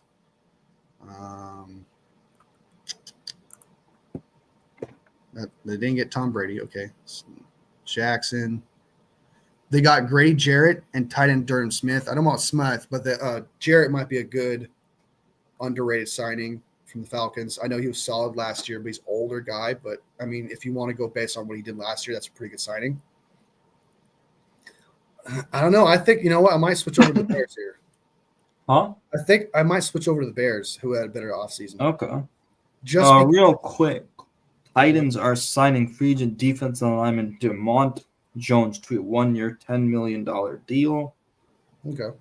Ravens are releasing safety Marcus Williams. That's an interesting one. Oh, shit. Sadly, we have enough safeties, I think, but he's our starting free safety if we can get him. Yeah. All right. So, honestly, I do like what the Bears did. I think the reason why I say that is because it's kind of what we talked about earlier. I had question marks about Jonathan Allen. So it wasn't like the end of the world that we missed out on. It wasn't the end of the world that we cut Javon Hargrave. But I like they got Will Fries, who's more solidified. But the Bears got Would you like some cheese with that? Oh, my God. I can't believe Fries. You're making a Fries joke right now. The Bears got 3 guys that you know are starters who will actually play good with no real question marks. While the Vikings got guys that you like their potential, but they have question marks on them. That's fair. Except for Will Fries. The Bears got way more proven guys, way more guys you know they'll play good compared to the other guys. So now that I really think about it, I think Juan had made a good comment there. I think I'm going to switch over to the Bears. I'll say the Bears had a better one just because you know what factor you're going to get out of them. Mm-hmm. And I'm not going to count lower teams like the Panthers. I know the Panthers made some great pickups too as well. The Patriots did a few things, but they're not those things that they did. I don't feel like, changed them in any way as like they got better, right? I don't think it really like made me scared of them. I don't think it maybe turned them into contenders or even playoff contenders. So I'll probably say I'm sticking with the Bears just because now if Caleb Williams could put it, there's really no like last year people were saying there's no excuses for Caleb Williams, right? That's what people were saying. This year, you're saying the same thing. There is. He was a rookie last year too, though. So it's like, come on. This is the year, dude. All right. Any other questions? There is no other questions there for that one. What was the other? Who is your favorite player that obviously because they're not 49ers, but who is a player that went to a team that you loved their fit? You thought was perfect. Ooh. Okay, I was just thinking about this. I actually really like this for the Philadelphia Eagles because they lost Kenneth Gainwell, I believe, to the Pittsburgh Steelers. And yes, he's coming off an injury, but Howie Roseman is just so good. They signed A.J. Dillon. I absolutely love that fit for the Eagles, actually. What? Yeah. What? Yeah. That is your favorite like perfect signing, perfect. I think it's a great fit for the Eagles. In particular, it's the Eagles. If it was for exactly A.J. Dillon is a perfect fit at the Saquon Barkley's backup. If it was any other team, I probably wouldn't even mention it. But yes, that's what I think. Mine is. I'm gonna jump into. Appreciate JC510. Why don't you head on over to my channel, JC? Got your back, dude. JC5K10. Why don't you head on over to my channel? Hey, don't be poaching my homies. Don't be poaching my wolf pack. That's not cool. I'm just kidding. Look. Knox said is bad, but I can't believe you went with the Eagles. I can't believe you went with the Eagles. Okay, first of all, You said best fit though. I know, but still, like, stop it. you picked the Eagles, man. The Quadzilla and exactly. Quadzilla 1 and Quadzilla 2, bro. Exactly. Thank you. This guy gets it. Look. All right, I'm gonna give you the best one, and I'm gonna double dip. The best free agent, the best spot. Double dip. No double dipping. I'm double dipping because no. One guy. No, you don't even know what I'm gonna say, man. No, one guy. Stop it. No double dipping. No. Okay, Drew Dahlman to the Bears. That's what I meant. Drew Dahlman to the Bears is probably, honestly, best place. That's even lame. Ben Johnson. I'm sorry, bro. Ben Johnson. It was a much needed spot, and he's perfect for the Ben Johnson system. I'm sorry, but him going there is perfect, even though they didn't go to us. It sucks they didn't go to us. But Drew Dahlman going to the Bears is also good for him. That's a good spot for him. So I actually like the Drew Dahlman thing going to, because like it's kind of like what we said earlier, how all the free agents, like, this wasn't a very good free agent class. So there's not a lot of options to pick from, like, who's your best guy, who went where. But I would definitely say Drew Dahlman to the Bears is probably my number one of them all. Will Fries, I guess, to the Vikings is an option, but I mean, you got the best guy who's considered one of the best options in the free agency, and he goes to a place where he fits the scheme, and Ben Johnson will know how to use him. And he will be important to Caleb Williams entirely. So, hey, it's definitely not Sam Darnold to Seattle. That was an easy pick, bro. Come on now. That's an easy pick. Okay. If I was betting, I would have bet that you were going to say Drew Dahlman. You had an opportunity to, but no, I wasn't going to say Drew Dahlman. I was just saying I knew. All right, fine. I'll pick somebody who's a little under radar. Okay, I have to think about that for a second. Okay. Justin Fields to the Jets, not a bad one. Okay. What else? Who else? Like a big one? Javonte Williams to the Cowboys. Oh yeah, that's a nice one. Yeah. I was joking. I don't think that's true. Actually, I feel like that could be decent though. Honestly. Josh Sweat to the Cardinals. I don't like that. Yeah, because you're number one Josh Sweat hater. No, I'm kidding. I'm totally Josh Sweat hater, but I don't like it because I don't think. I guess it's for a he fit was such a Cardinal though. I could see it.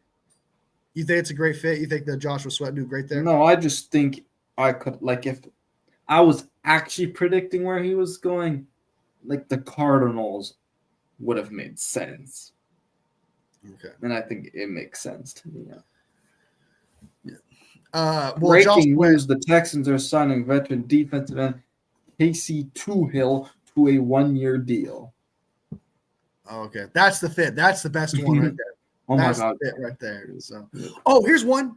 It's a trade technically, but Larry Tunsil to the Commanders. Ooh, yeah. Okay, what's the other question that you had? So those are our best picks, I think, for teams that go in there. I was actually kind of shocked by your answer of Dylan to the Eagles. Oh, really? That one really kind of shocked me. Oh, Kenny Pickett to the Browns was a W. Hell no. Hell no. Hell no. You know what would be a W? If they also got Kirk Cousins. Oh, that would be funny. That'd be such a Browns thing to do too. What was the compensation on Tunsil trade? It was Tunsil. They gave up not Kenyon Green. That's a different trade. Kenyon Green went to the Eagles. Yeah. I'm forgetting because it was like that's Gardner Johnson to the Texans. That's probably a good one there. Oh yeah, that was a good one. I know some of these teams made Tunsil was the second. It was the Commanders gave up a second and a third. So a second this year, I think, and a third next year, or it's the other way around. And a 7th round pick. And then the Commanders got Tunsil and I think a 4th. So they, at the end of the day, it was really just a second and a third for Tunsil. I want to ask you this real quick. Worst free agent signing? Worst free agent signing. The Patriots taking Milton Williams, paying him all that money for a simple. You know where I'm going? Go ahead, Mr. DeAndre Hopkins. I don't understand. There are two teams in this league that I do not. Bad. That's not an L signing. Hear me out. There are two teams I absolutely do not like when it comes to receivers in this league that I never understand why they're so bad at receivers. Like, they feel worse than the New England Patriots, who can't even hit them. That is the Baltimore Ravens and the Colts. So, bro, they both okay. The Colts have literally Michael Pittman, and then it's like, who? Like, okay, Alec Pierce. It's like they don't have like a true number one guy, and they all feel similar type of guys. Flowers, Bateman. What are you talking about? Yeah, and then when it comes to the Ravens, I feel like Hopkins is so similar to some of those guys. Flowers and Bateman. Those are two good wide receivers. Yeah. But, like, dude, I think that's why they should have traded for A.J. Brown. Was he available? What? Yeah. No, he wasn't. Yes, he was. That was literally an article of someone saying, hey, you fell for the Steelers. No, I'm saying before he got traded to the Steelers. The Ravens. Metcalf, not A.J. Brown. You said A.J. Brown. You meant Metcalf? Oh, sorry. Yeah, Metcalf. DK Metcalf. I was like, there was a rumor piece. They should have traded for DK Metcalf, bro. I don't think Hopkins was a good signing, bro. They would have to sign him to a big contract, and they already have Flowers coming up. And then Bateman, I think, is also going to want money too coming up. Yeah, but I don't know. Hopkins, but I don't like that fit.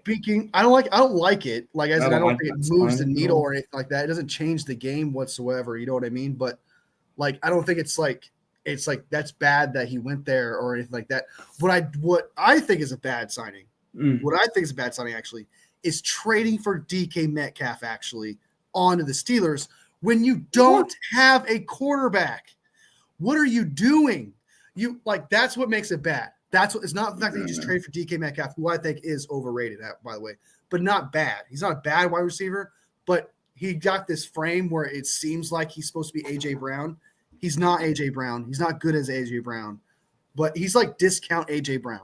Okay, that's what Metcalf is, with way more penalties. DK Metcalf. DK Metcalf. So if you traded – the Steelers got DK Metcalf when they don't have anyone throwing him the football – I would hear them out if they had a draft pick that could get them Cam Ward, right? If they had a draft pick that could even get them Shedeur Sanders or Jackson Dart, I'm like, okay, they think these guys could be starters to throw them the ball. Go ahead. But I'm telling you right now, Jackson Dart, Shedeur Sanders, and Cam Ward are not falling to the Steelers. So who do you have throwing to the two most diva wide receivers in the league? I shit you not, they are. Pickens is number one. Think of okay, who is more diva than Pickens as a wide receiver? It's not even Debo. Don't give me Debo. He is diva, but he's not that much of a diva. There is no one more diva than Pickens. Not AJ Brown. Who? DK. DK. There you go. DK, and they got them both. That's gonna be fun though. Have you seen the memes where they're like, what is it? They get like a 20-yard gain, and then like down the field you see it shows DK Metcalf and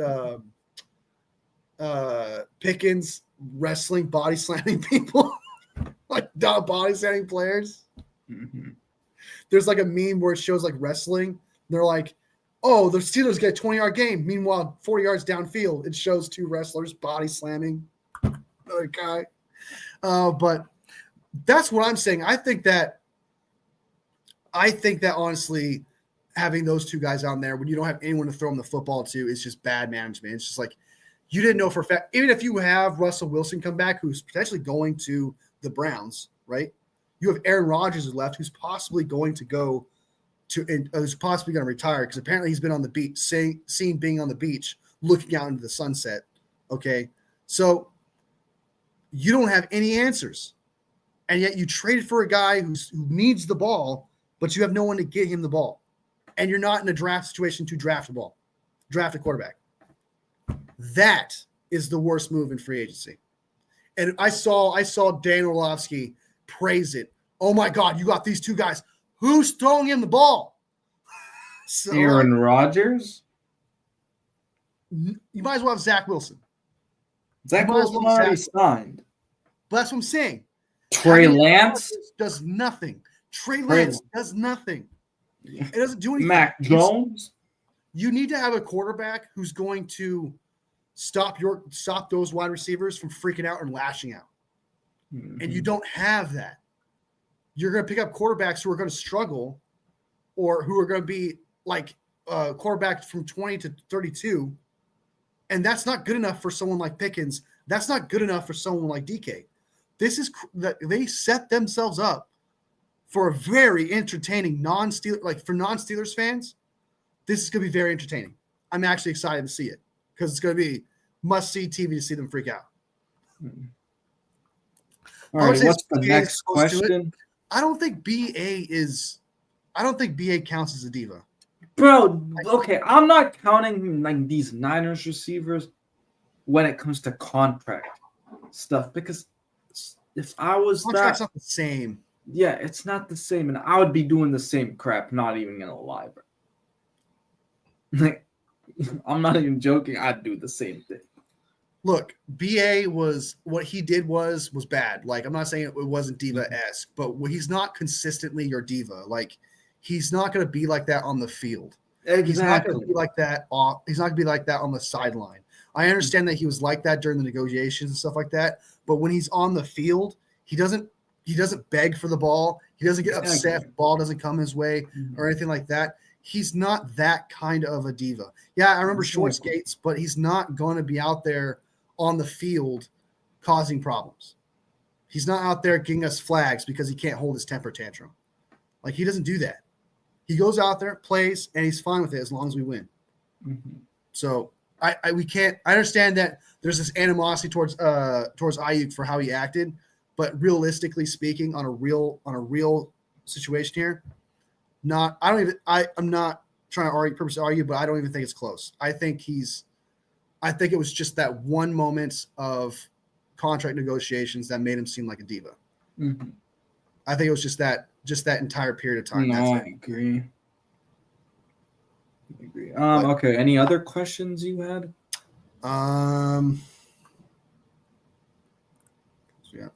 There's no other questions out there that I have. No. All right, chat. If you guys want to continue to ask those questions, put it in the chat. Let's do. You want to do a mock versus mock? Not really. No. I'm not feeling a mock right now. But you want to sit here and stream for 12 hours while you just sit there and fiddle with your fingers. Chill, buddy. Chill. Chill. God damn, bro. Yeah, I want to see if Jason's still streaming or not. I doubt it. Yeah, no, they're not. But I don't know if he's going to join again. No, because it is almost 6. Be sure to like the live, guys. If you haven't liked the live already, I really appreciate it. Help me get more likes. Go hit that like, subscribe. I'm at 170. I'm trying to get to 200, please. My mood's on point. I brought the energy, dog. He's punching because after that,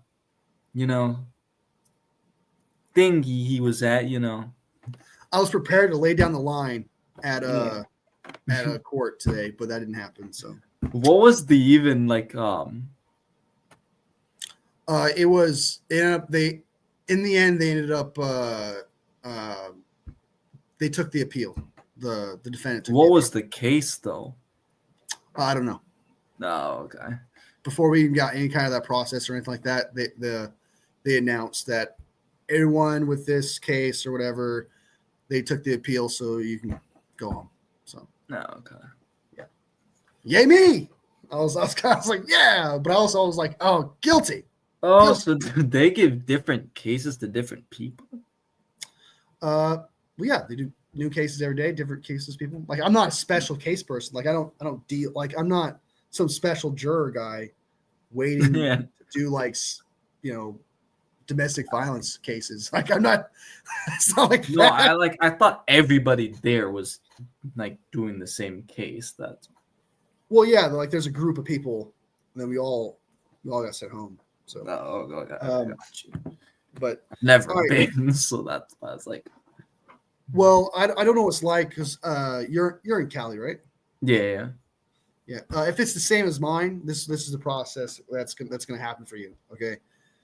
If it's the same as mine, you're gonna get called in. You have to call between five. You have to check if you're called in or not between 5:30 and 9. Right. That's what happened for me.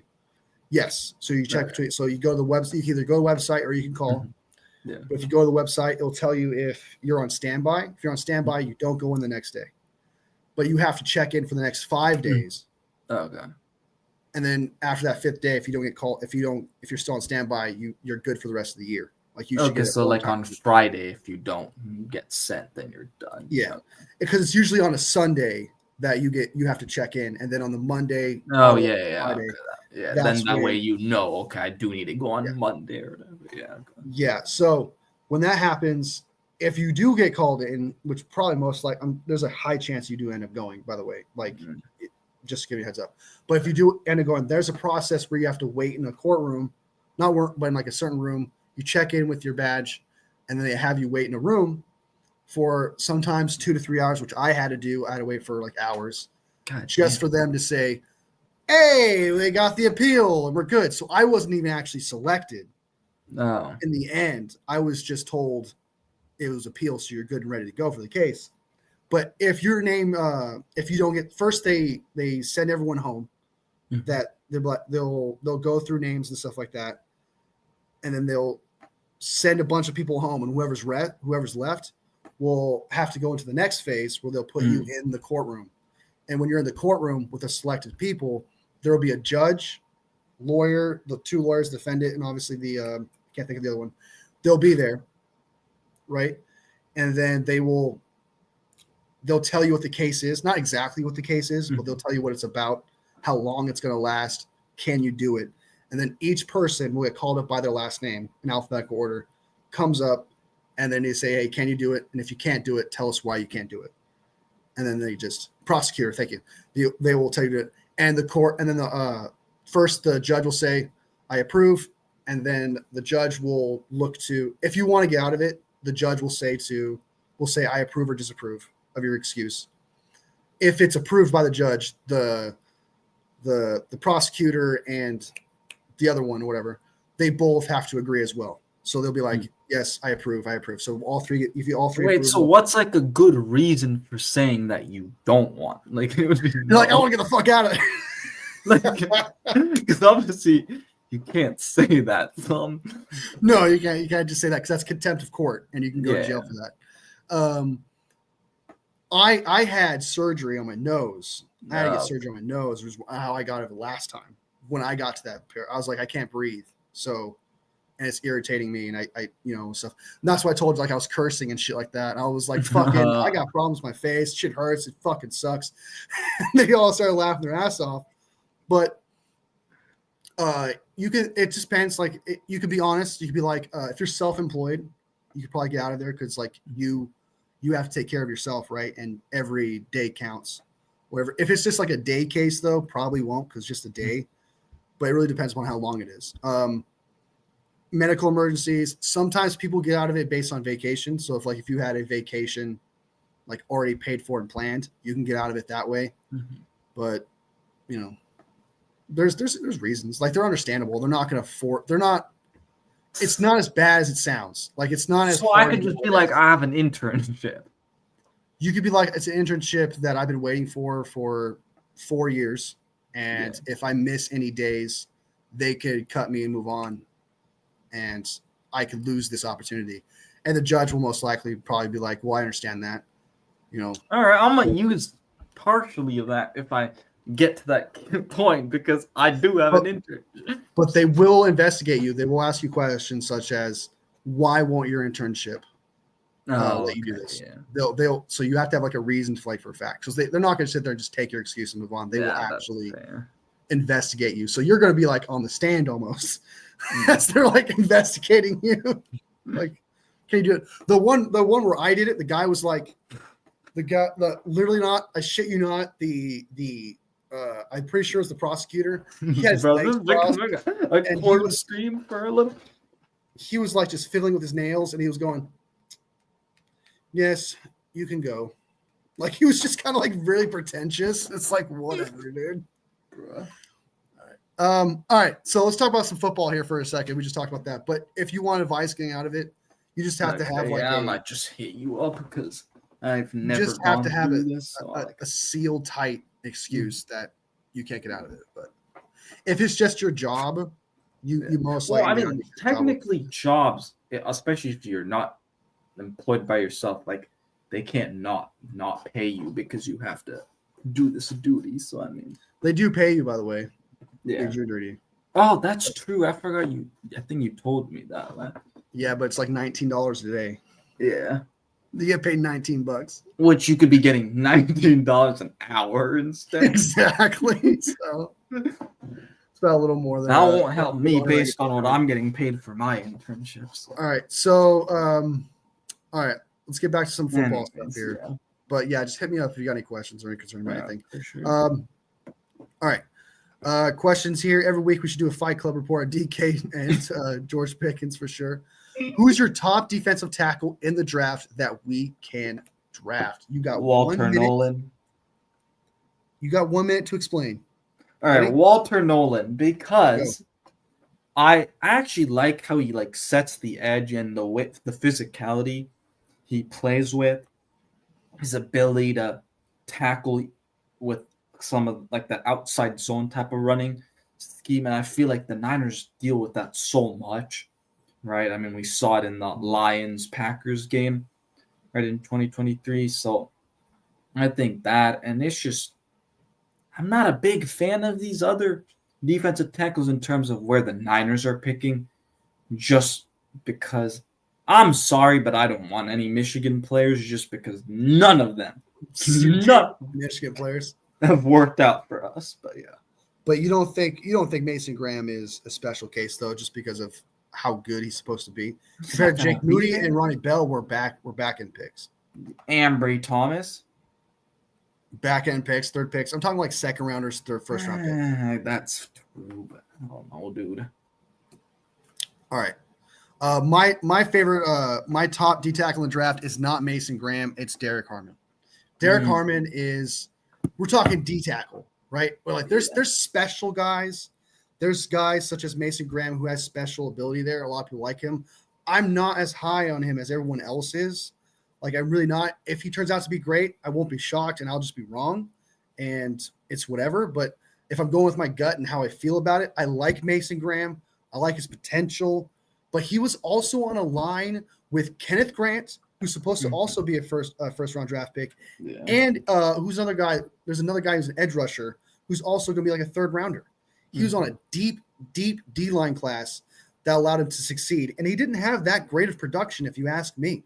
His great game was against Minnesota, where Minnesota always gets their ass beat, all right, around the line. If you go check, every single like player who is like touted in this draft has done phenomenal against Minnesota when you look at them. So I'm not as high on Mason Graham, but Derek Harmon, however, was the star on their D-line. All right. We're just going to move on. Not let me finish on the Derek Harmon thing. I'm sorry, bro. Okay, I'll give you 10 seconds. Go. Derek Harmon is an absolute beast. He's a true D tackle, and he's athletic as well. He can handle double teams. He can fill in the gaps. He's phenomenal. He's a great D tackle. He's everything you ask him. All right. Practically a guarantee. Practically a guarantee. Compared to Walter Nolan, by the way, who's not a guarantee. Mason Graham to me is not a guarantee.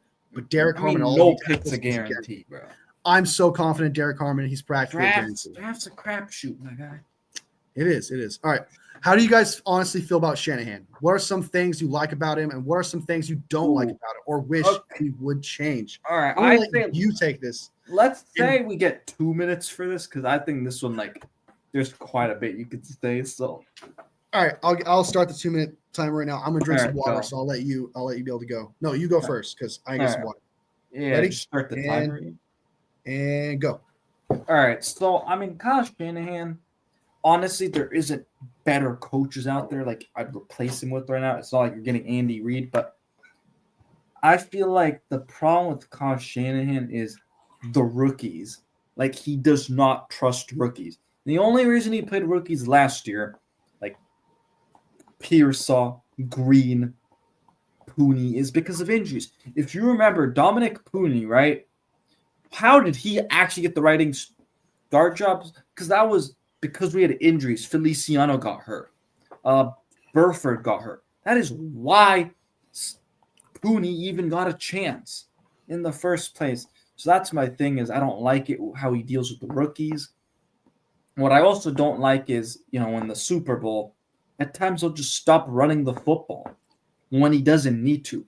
Obviously, and he's been up in all of these Super Bowls, even the Falcons one that he coached at. So it's like, to me, that's where I don't really like him. But again, there's not really a replacement. No one better out there. Again, you're not getting an Andy Reid or something like that. And so. And I feel like maybe this year's going to be different, and I hope it is. But the fact that he does not change things up.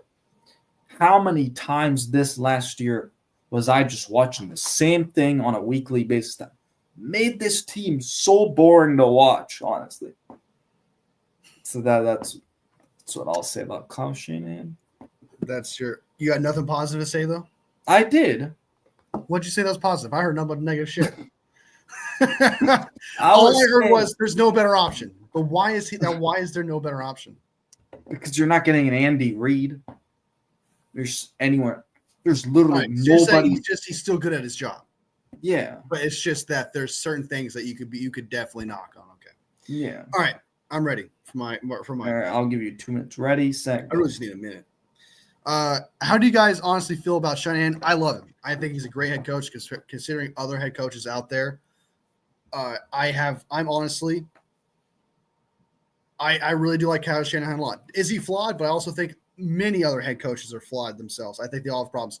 His flaws to me sometimes he could be a little hard-headed on what he feels like he needs to do, or he'll do it. For example, if he will, how do I put this? He'll feel desperate at times, such as when the run game is working in the third quarter, but he feels like the game is kind of like for the Lions game, for example, he's constantly having to play catch up a little bit, but yet it's still a 1-score game. But I still feel like you need to run the ball because you could tie it.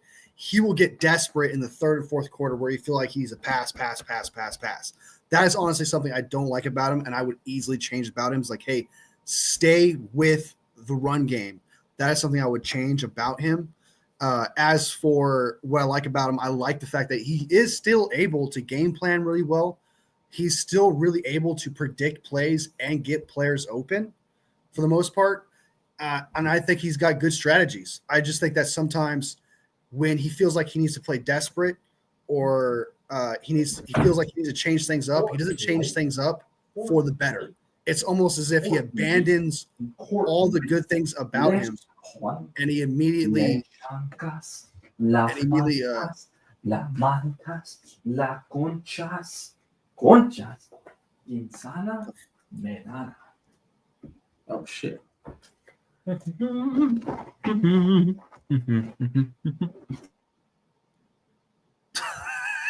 Did you guys hear that? What was that, man? Me?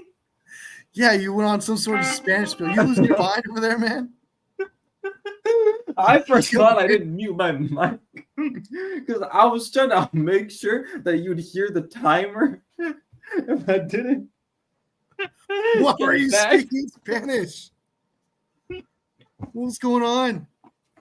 But yeah, that's why that's why I don't like about San Francisco about Kyle Shanahan. Just sometimes when he needs to play desperate, it's not for the better. But I mean, and then I guess some things he's a bit hard-headed on that I don't.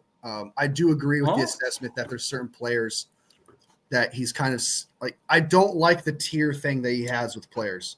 So I mean, I did not know desperate that. game plan. So sometimes he can get desperate in game planning, I should say, and then after that, I don't like how he has players and coaches in tiers.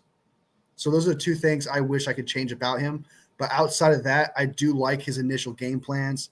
I do think he's still one of the best offensive. I like saying offensive minds. So I think it's still ridiculous, but one of the better offensive coordinators out there.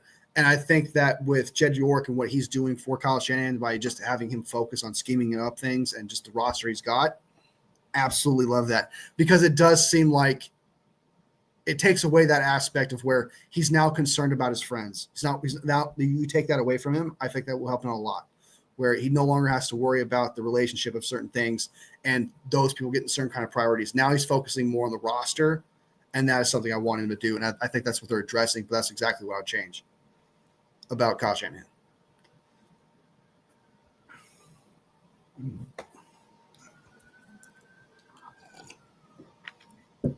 What was bro speaking?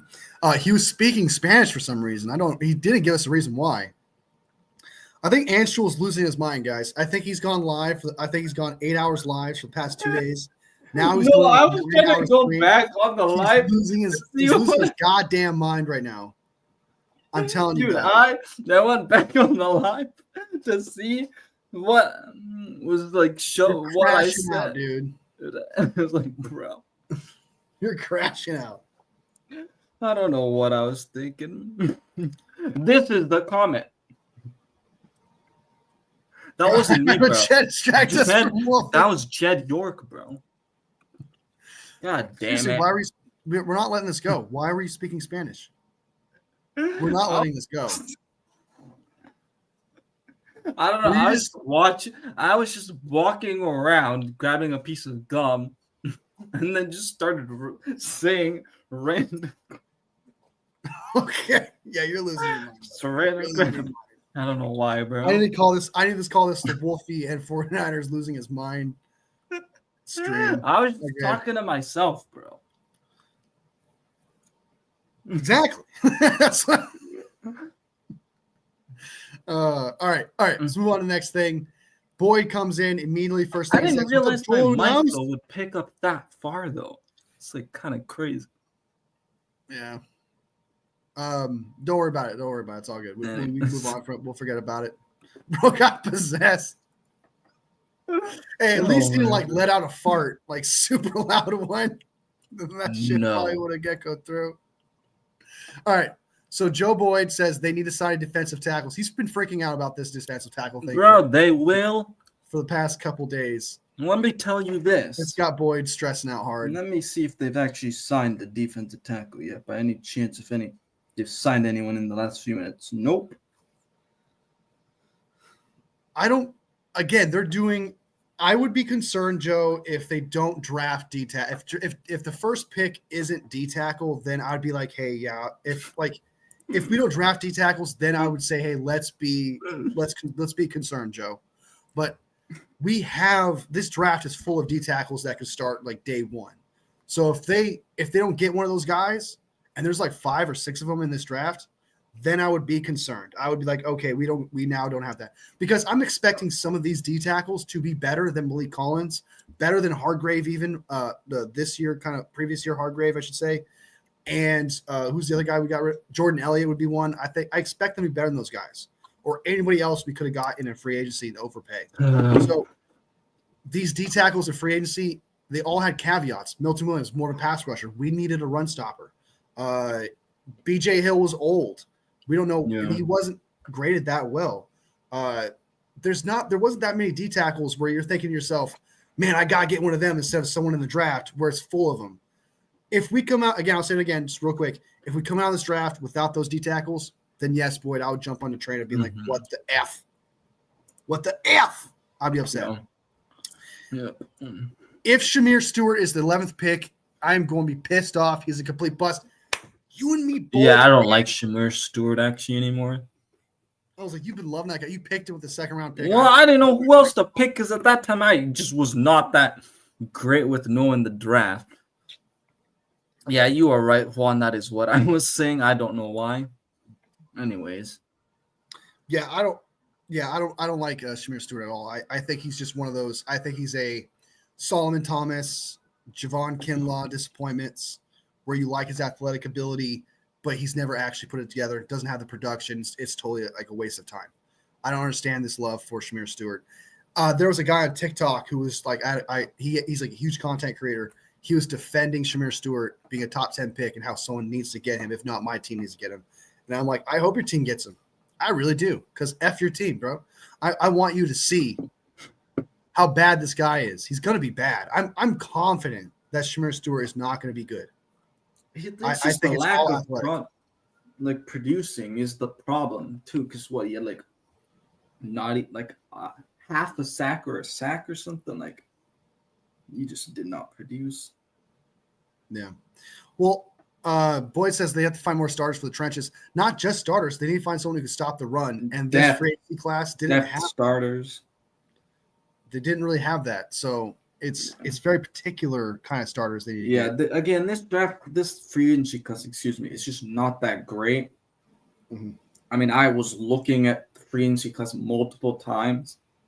The last few months, I was like, it's not great. Even though teams did get rid of some D linemen, it still wasn't great, in my opinion. So I'm okay with it. So it kind of comes. That just tells you what the Niners also felt about their like defensive tackles. Yeah.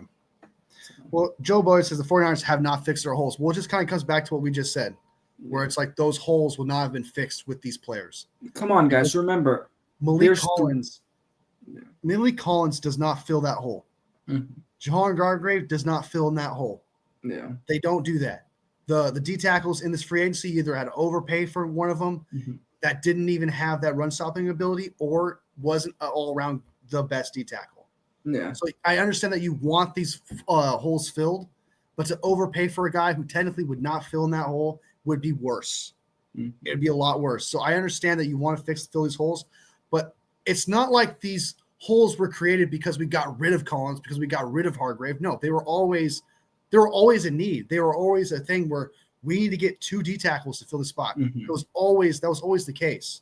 Yeah. So I understand that, but none of these D tackles in this free agency class were going to fill in those holes. Mm-hmm.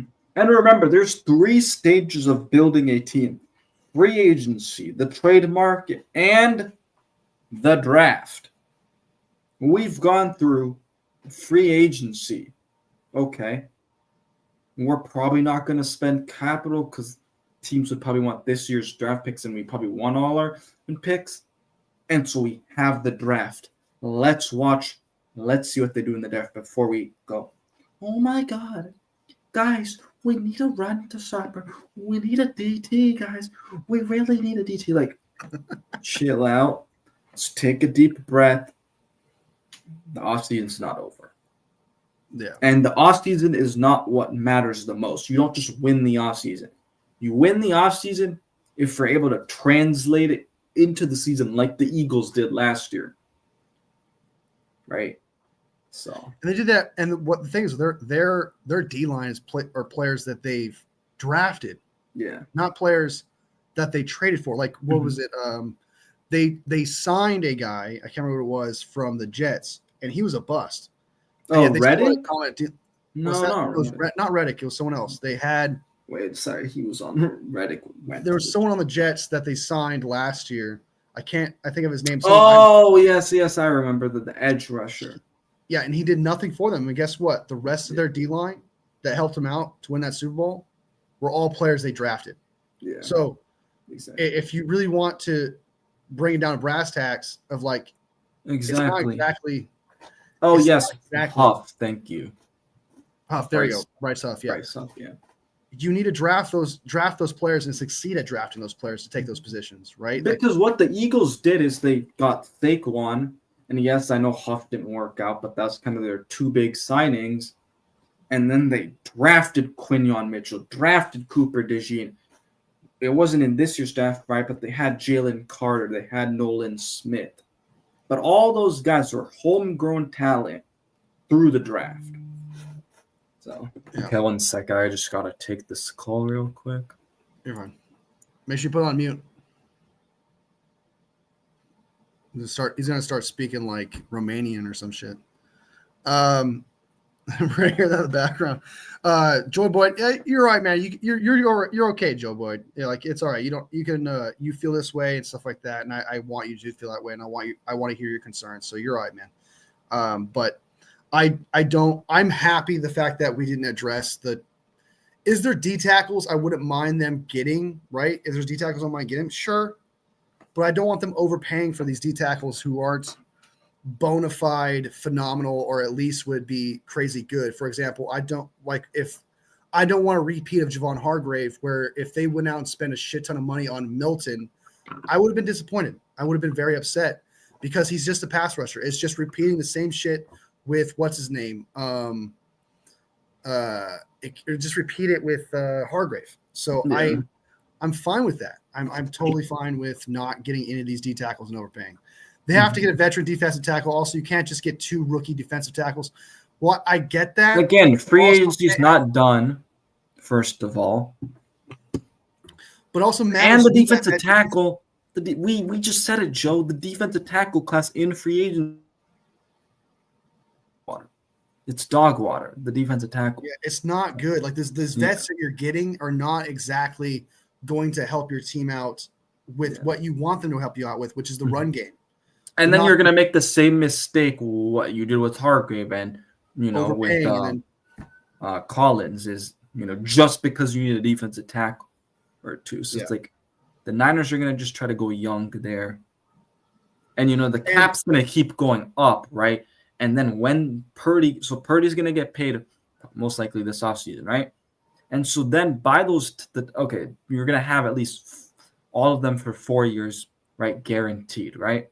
So the thing is, by the time those 4 or 5, the 5th year option one, right, for the first round, by the time those 4 years end, the cap's going to be even higher. And like quarterback contracts are going to be crazy by that time to where like Brock Purdy's isn't even going to be that much at that point to where it's not going to be that big of an issue. That's what the Niners are trying to do. And now I see like that's the vision that they're trying to get is, okay, we're going to pay Brock Purdy a lot of money. We already have these receivers. We drafted Pearsock and Cowing, right? And now we also have Ayuk because we extended him, right? So now it's like, okay, we can draft these defensive tackles and we're going to have them on rookie deals for, again, at least 4 to 5 years. Yeah, I don't think any of these veteran D tackles were must guys. And I think you can have, and I understand that it's nice to have a veteran or whatever, but I don't think it's end all be all where you need to have a veteran D tackle on your squad. When you have Chris Kasurek out there, you have Robert Saleh, you have leaders on that defense still where you have Fred Warner. And if you were looking for a vet on that D line, you have Nick Bosa. Mm-hmm. So there's still like, you don't need to have a veteran D tackle for sure. Just because he's a veteran, he's been there for so many years. You want a veteran D tackle who's going to actually fill in that hole that you're talking about. None of these guys did that. Yeah. So because again, those D tackles, they may have been veterans, but they weren't good at their job. Mm-hmm. So like, why would you want someone who's not good at their job to mentor people that you expect to be good at their job? Yeah. It wouldn't make any sense. Mm-hmm. So, and I do think that, like I said, you have leaders still. You still have Robert Saleh, Chris Kasurek, Nick Bosa, Fred Warner to help them out. So exactly, you still have vets to help them out. Real quick, interesting signing here. Chargers are bringing back Mike Williams. Oh, good for them. That's kind of interesting, actually. Yeah. I don't know if that really. I know they needed a receiver, but it's like, yeah, Mike Williams is a little bit washed. No, trade back to the 20s. Yeah, go ahead. I'll just say sorry. No, go ahead. You were already reading it. Trade back to the 20s for seconds. We need as many picks as possible. I think they are going to trade down and get more picks. I don't know if they'll go all the way to the 20th, but BJ Hill, he's not that great. You would have been in the same spot or maybe even worse. Like, if you went Yeah, inside. I think he's a little bit old. I think he's been good at run stopper though. I think he actually would bad, but I think Cincinnati and re-signing him before we even get a chance. I thought they re-signed him before free agency even started. But yeah, maybe he did. I can't remember. Yeah, but why do the 49ers always wait till last minute to sign their players? First of all, day one is for overpays, and there's nobody you want to overpay. Second, they have overpaid players and have done things day one. Yeah. It's just these past 2 years they haven't done it. Where the year prior they did it on Hargrave. I can't believe it. I don't know if they did it. There's a couple of them that did it before, but you don't do a crap ton of signings. The reason why they did crap ton of signings in 2017 was because they're trying to build the roster. I mean, the team was bad, so that made sense. They tore everything up and they overpaid for players, brought them in, and they fixed it up. Day one is really for teams that are doing that, and the 49ers are not doing that. Like, for example, the Eagles didn't do that. The Bills didn't do anything day one. Major, Ravens either. Like, none of those guys did anything. It was like you had like the Patriots, right? The Raiders, maybe a little bit. Yeah, like teams are trying to find cornerstones for certain spots, so that way they actually have holes. We have cornerstones in every single spot, pretty much, except D tackle, like literally D tackle. So I totally understand where you're coming from, but doing immediate signings for players that you overpay for, or for desperate teams that desperately need to fill certain holes, and desperately by overpaying. We can't afford to overpay for players, for one. Two, there's no D tackle that was really worth overpaying for in D1 that you must have. Not even Jonathan Allen. He was not that guy, to be honest with you.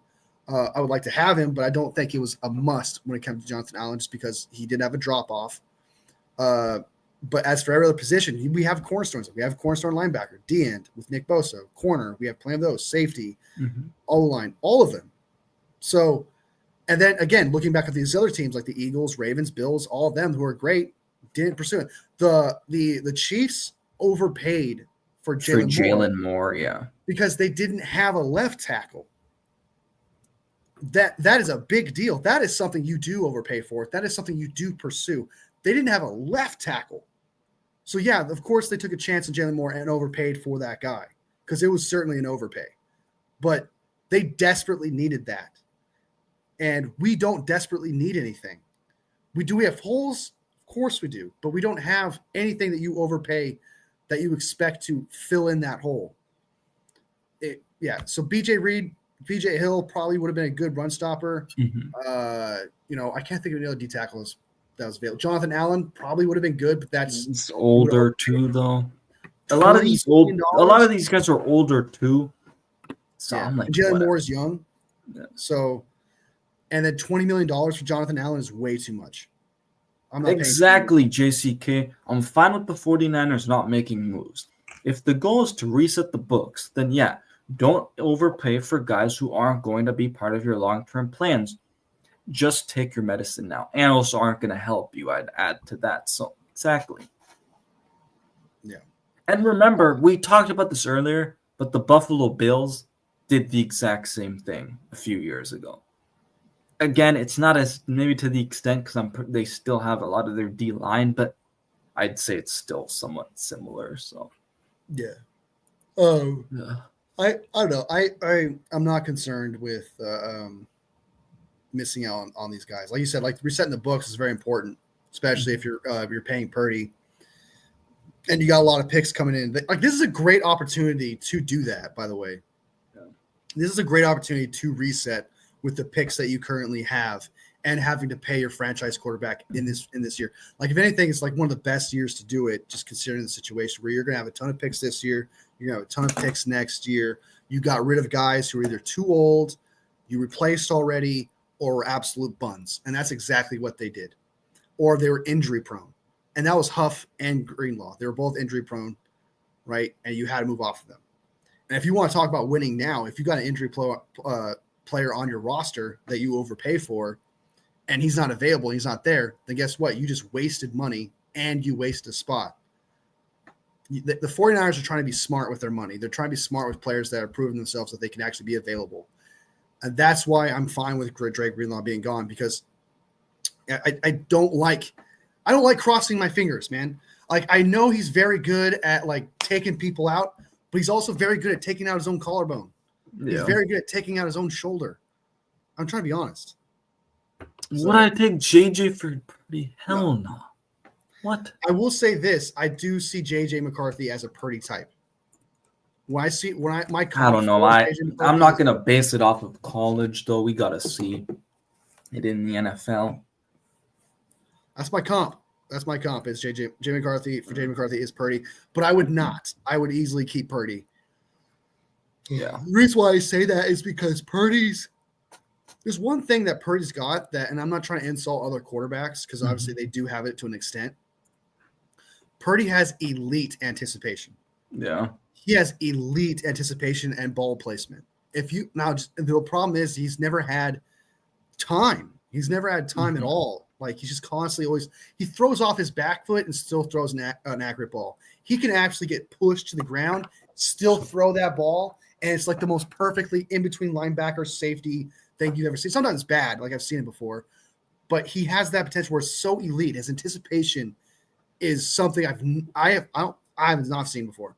His anticipation is something to be absolutely blown away by. It blows my mind because you'll see the ball, right? You'll see him throw the ball, and you'll be like, "There's a linebacker, there's a safety." And then all of a sudden, a wide receiver comes out of the corner of your screen, and he just catches it. You're like, "How'd you see that? How'd you know that was gonna happen?" Bro, you know what's so funny? You know where I know exactly where JCK got this comment from? Huh? Mr. Grant Cohen. Did he? Yeah. Of course. Well, to be fair, he does every take under the moon. So like he picks up every kind of like no matter what gets dropped somewhere, he will take from that tree should the Niners and make content out of it. Yeah, that's what he'll do regardless. But no, I would not. Purdy for $50+ million versus JJ on his rookie deal. No, I'd much rather have Purdy for $50+ million than JJ on his rookie. A proven commodity over a non-proven commodity that wasn't even the best in his quarterback class. Right, like 5 or 6, whatever his quarterback class, who hasn't played in over a year. Yeah, this guy hasn't played at all. Practice, none of it in over a year. So no, I would much rather have Purdy, who has played, someone who has proven he can play really well, someone who honestly isn't going to break the quarterback market. I'd be shocked if he gets more than annually. I know guaranteed money is a big deal, but like even annually. Or even if his guaranteed average is higher than his, I'd be shocked. So Purdy's going to get less than that. I think that's an absolute steal. So I much rather have a proven commodity, especially one that I feel like a lot of people don't understand is people tend to look at just like quarterback as the whole package. What does he do in the playoffs? That's the most important thing. And I've seen Brock Purdy in the playoffs. He's phenomenal. Yeah. Right. I mean, you see Dak Prescott, MVP candidate, does incredible things regular season. Then he's crap in the sells in the playoffs. Yeah, exactly. Lamar Jackson does it.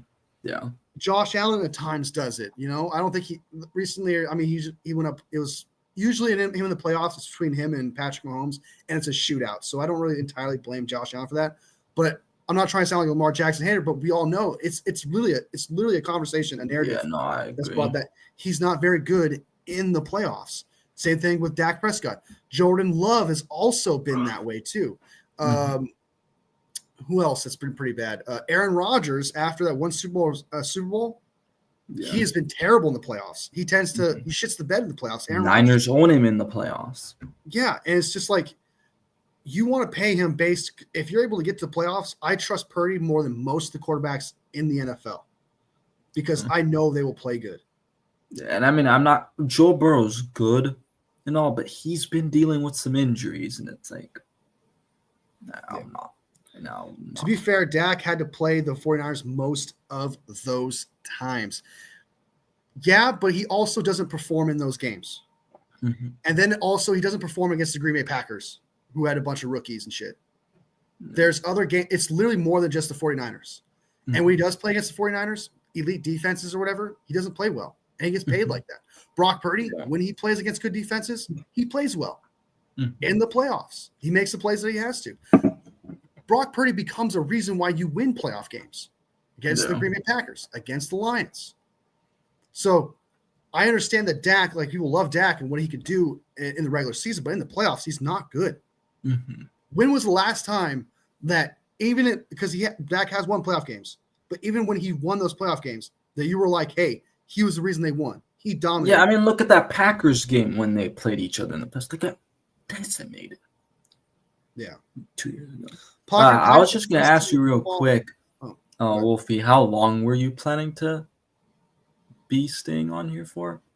I can get off. I was going to get off live here soon because I've been on. No, it's just because I'm trying to figure out like dinner break and stuff. So I could probably let you go here in about 8 minutes or something like that. Okay, yeah. 9:45 mark. Packers were hottest team in the NFL. It doesn't matter if they were the hottest team in the NFL. The Dallas Cowboys were supposed to be one of the best teams in the NFL. They were supposed to steamroll the Green Bay Packers. So that doesn't matter.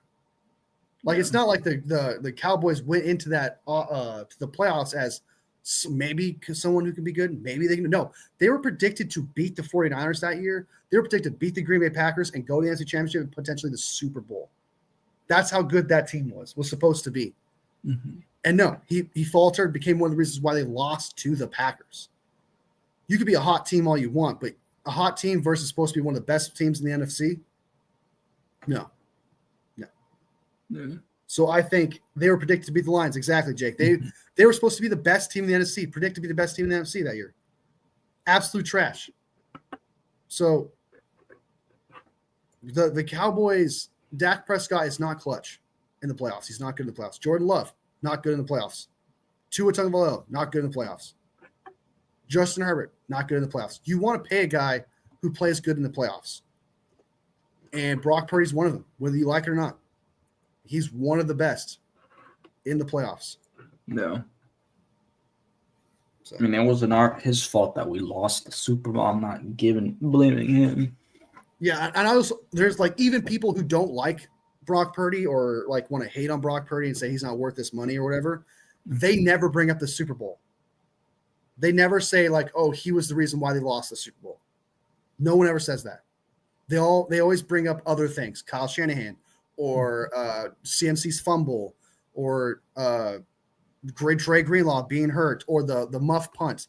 None of it has ever been on Brock Purdy's plate. Mm-hmm. So Brock Purdy's always played well in the playoffs. Like literally, he's always played well. He's never played.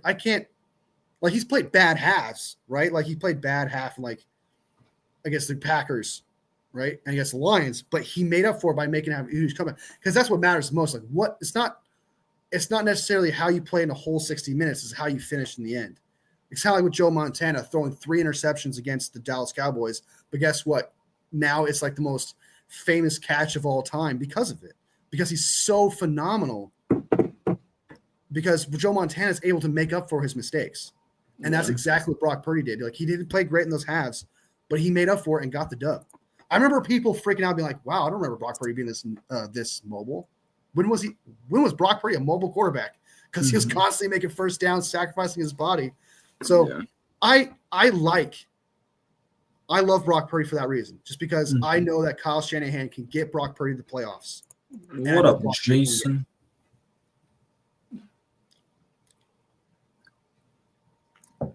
Jason in the house. Let me just say this real quick because Jason's here now. I am going to be live for quite a while still, so I don't know what your plan was, Jason. But whenever Wolfie ends up getting off, I'm probably going to go take a bit of a dinner break and then come back. So, is there any news? No. The last thing was the Mike Williams news, pretty much. So, gotcha. How do you guys feel about Marcus Williams? Because you said he was cut from the Ravens, right? I don't think it makes sense now for us because we've already signed safeties, and but he's actually a starting safety. Yeah, he's a starting free safety. He's a free safety. What does this mean? 28 years old. What stats did he have last year, Marcus Williams? He played in 11 games. I don't think it makes too much sense though, because if we signed Juan Tranquil, like I don't know, he's just probably going to command quite a lot. We didn't have that stats. He didn't have that much. And I mean, the Niners are going to just go with the young guys anyways. So yeah, he played a lot better. They moved him to strong safety. in 23 and 24, but he played free safety for most of his career. So, and that last time he played great was he played free safety. I don't know, man. I kind of want, if he's not going to cost a lot of money. Got you. Okay, all good. I just wanted to double check, Jason. I mean, he has bad grades, so you could probably run off that a little bit. I mean, what's his 40? We have faster free safety. Oh, what up, Kenny? All right, Kenny has a question. Would you rather be the Bears adding all those players to come in last place or the Patriots? Let me tell you this. The Bears might not come in last place. It's going to be a fun division, but who do the Vikings have at quarterback? I mean, are they going with the JJ? It depends. Is that a slight towards the Bears, or are you just actually asking? Are you actually asking Bears, but in the end you were in last place, or be the Patriots, or are you saying Bears or Patriots? Because I'd rather be the Bears, like for sure, like 110%. Like even with Mike Vrabel, the Patriots, I love that, but yeah, I wouldn't want. But if you're telling me if it end up in last place or the Patriots, I think the Patriots are going to end up in last place in their division anyway. Mm-hmm. So, like, I don't think they did anything to change anything for me at all. But if they were, I would rather be the Bears for sure. But if they end up being the Bears and they get in last place regardless, I probably would still want to be the Bears. Why? Because I'm going to assume Caleb Williams played well behind that offensive line. It depends upon how well he played in the offensive line.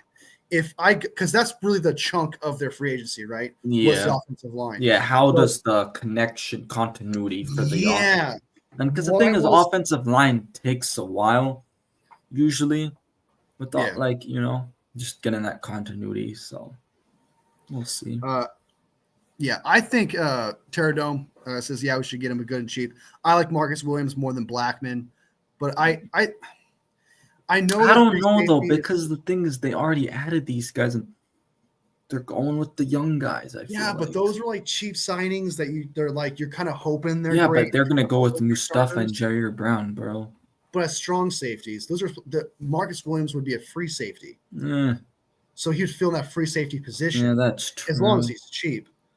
Blackman can also play free safety as well. That's what I'm saying. There's a difference here, like between those two players. I think Blackman may be a little bit better because I know he fits in this defense since Gus Bradley was just there.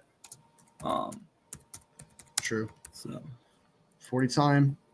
He does have a good 40 time. That's true. I guess they are special teams guys to some. Not Justin Blackman. But how many safeties can you have on this roster? You know. What's his first name? Marcus? Julian Blackman. Julian Blackman. I was looking up Justin Blackman, the former wide receiver who was a stud, but he couldn't stay out of trouble. That guy was damn good. Yeah, Julian Blackman's fast. 4.45 speed. Yeah.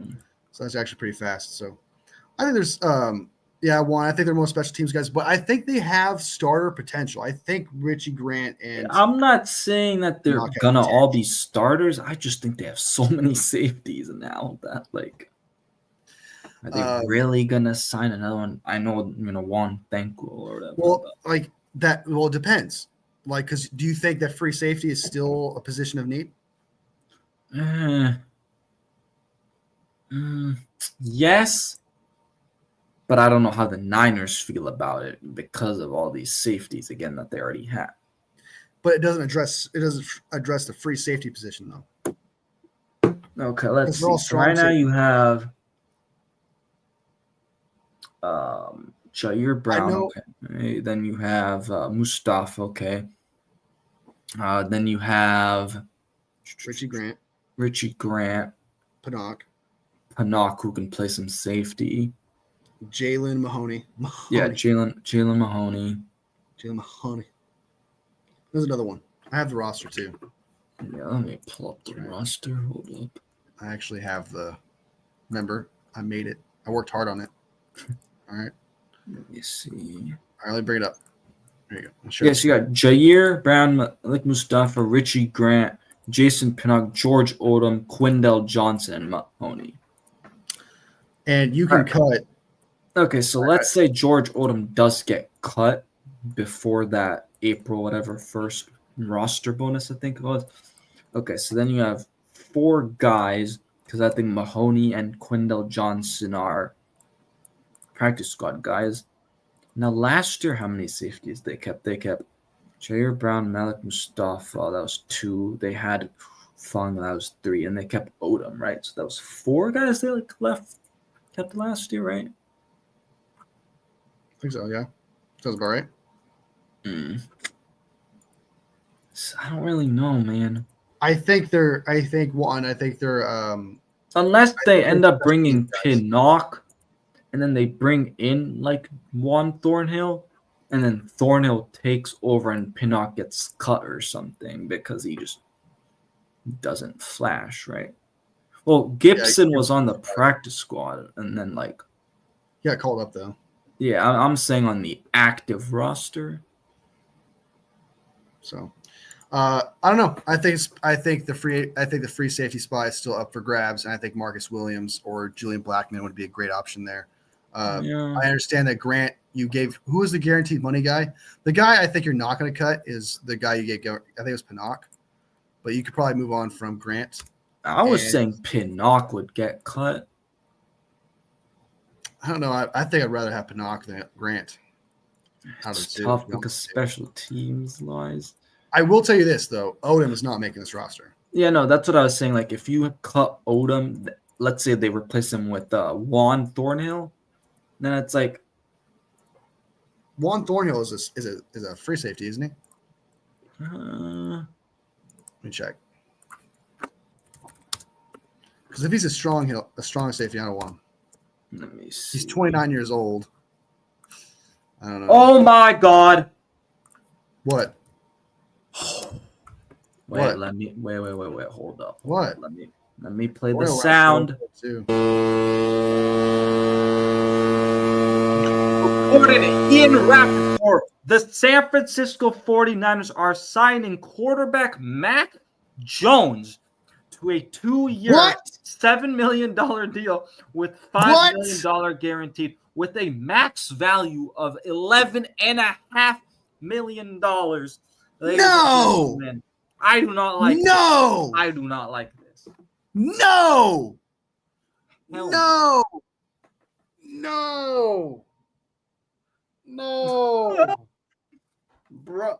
No! Let's go. Yeah, I agree with you, bro. No! We talked about it yesterday, right? I was like, I do not want anyone with that draft. 2021 class, yeah. No. God damn it, bro. No, dude. Dude. And it's freaking 2 years, too, bro. No. Okay. Look. Okay, look. I don't mind him as a backup quarterback.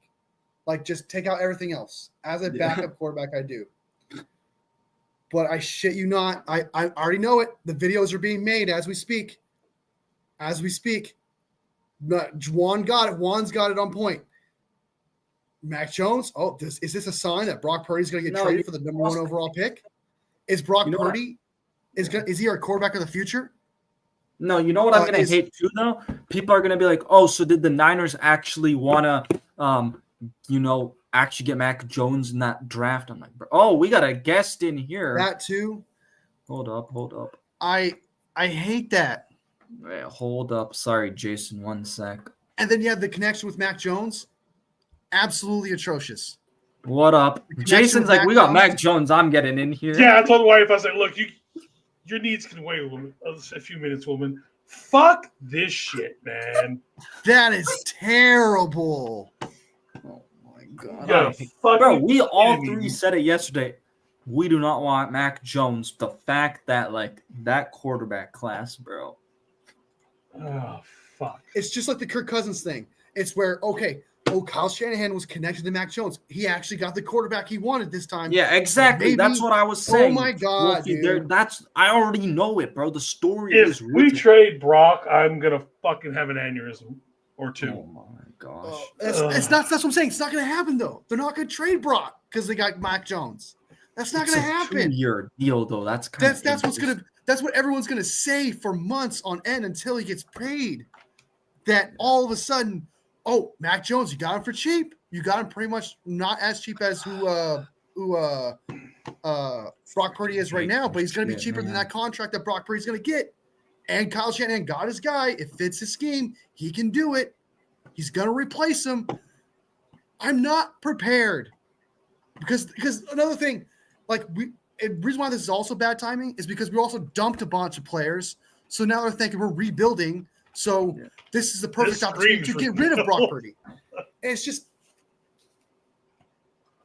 freaking hate this shit, man.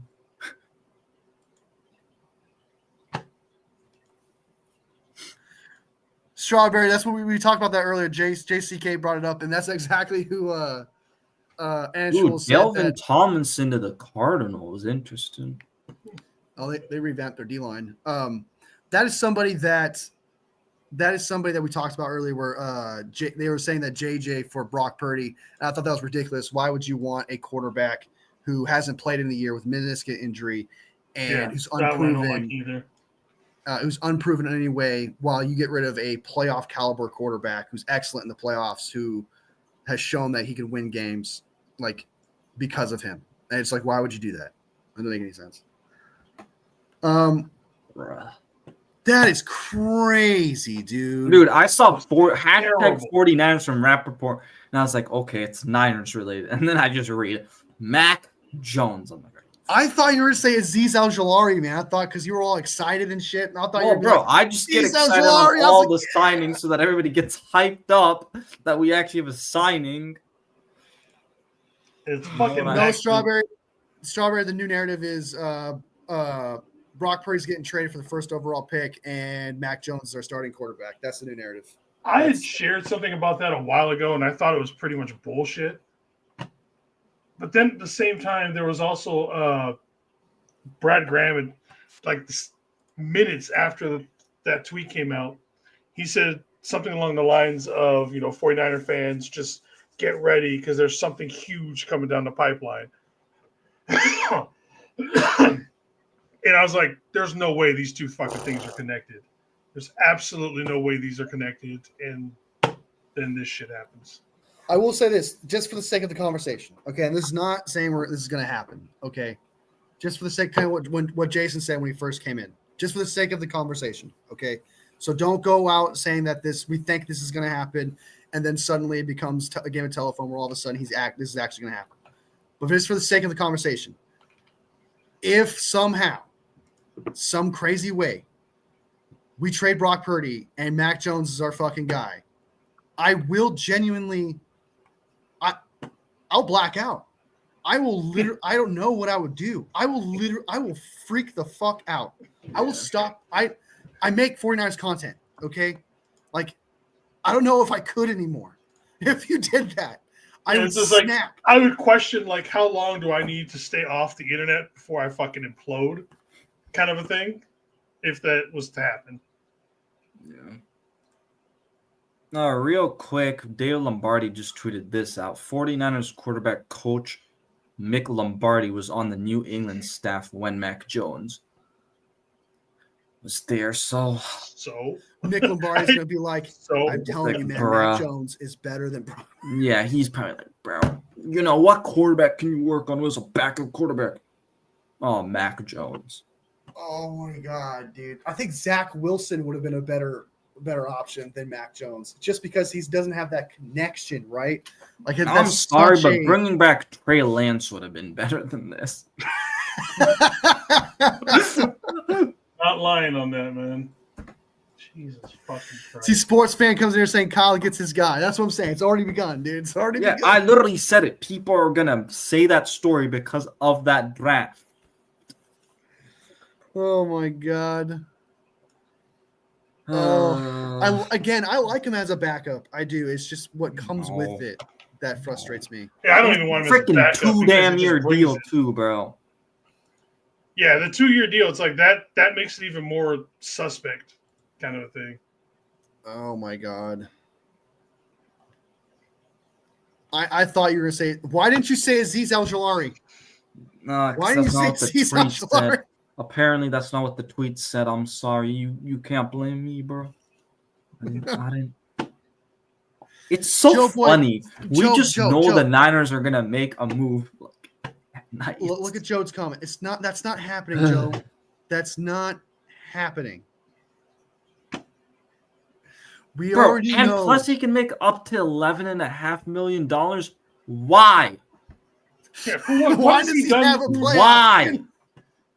Jesus, That's the part that makes it so confusing. If it was like, all right, 2 year, $7 million deal, $5 million guaranteed, I'd be like, okay. I promise you, Joe, don't let anyone. He's not the starting $11.5 quarterback of the 49ers. million max, bro. He's not the 49ers. You fucking. He's keep not saying the Wolfie. starting Eventually, quarterback. it'll come to. Okay, this is a good question though. Strawberry Reacts is: are they going to use, or are they using this as leverage against Brock? What leverage, though? I mean, what has Yeah. Mac Jones done? If he had been a halfway decent quarterback, maybe, but he hasn't done anything. For if I was Purdy, I'd be like, all right, whatever. You fucking brought in Mac Jones. Oh, Well, my, that's just the thing. Was like they're like that. The narrative right now is that it's his guy, it's Kyle's guy. So he might. But it's not a good enough like Kyle's guy to be like, well, he's not. He's kind of a huge downgrade from me. So I was like, I wouldn't. If I was Brock, I wouldn't be worried at all. Yeah, that's I'm not prepared for the videos, man. I'm not prepared for the content creators. Okay, so apparently Adam Schefter says Jones wanted an opportunity to work with 49ers head coach Kyle Shanahan. So he wanted to come to us. Okay. But I'm like, why are we still giving him this crazy amount, bro? Yeah, you wanted to come here, so why? Go ahead. Honestly, it's the amount that just kind of is like, wait a minute. Yeah, that I'm like $11.5 million up like that. That's the max it can get to. That's what I'm surprised because I'm like, I thought they'd just go dirt cheap, anyways. Like even 5-6 million, whatever it is, feels so high. So let me get it straight. He wanted to play for Kyle Shanahan, so he was like, "Let me get a shit ton of money though." What? Yeah. How does that work? Would you take the discount? Yeah. Like, are you freaking kidding me, bro? You want to get the Sam Darnold treatment? I understand, but guess what? Sam Darnold wasn't that much money. I remember. I think he was like what $3 million. I think we got Sam Darnold for. It was relatively cheap. I think it was cheaper than Mac Jones right now. That's crazy, dude. You want to work with us, but you have a that really okay. I'm trying to like settle down a little bit because I can keep saying the same thing and bitching for like an hour. I can repeat. Yeah, it's like this could turn into a 100% complete bitch fest for the rest of the night. Showboats, I can't stand Mac Jones. I can't stand him either, dude.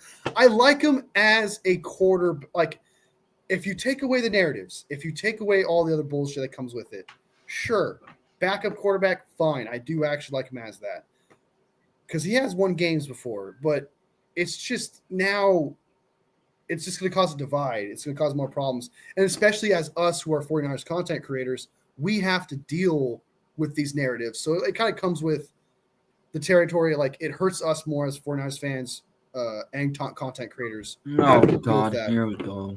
Freaking Vikings fan. Bro, you guys should have signed Mac Jones.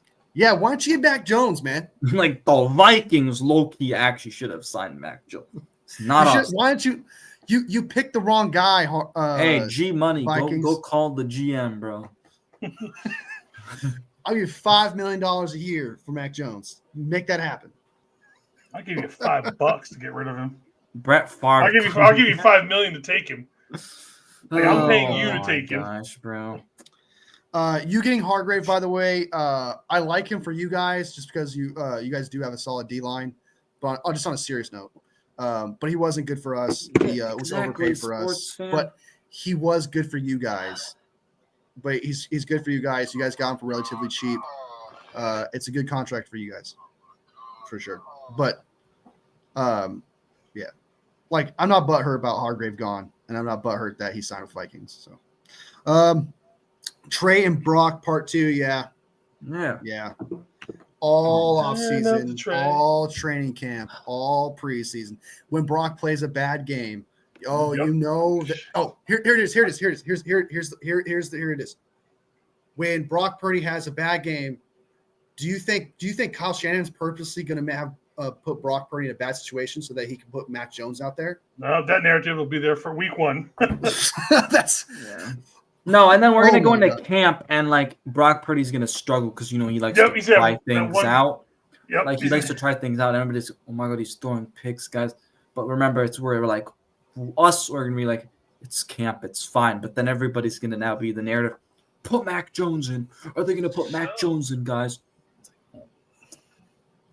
Grant Cullen's touching himself right now. For fuck's sake.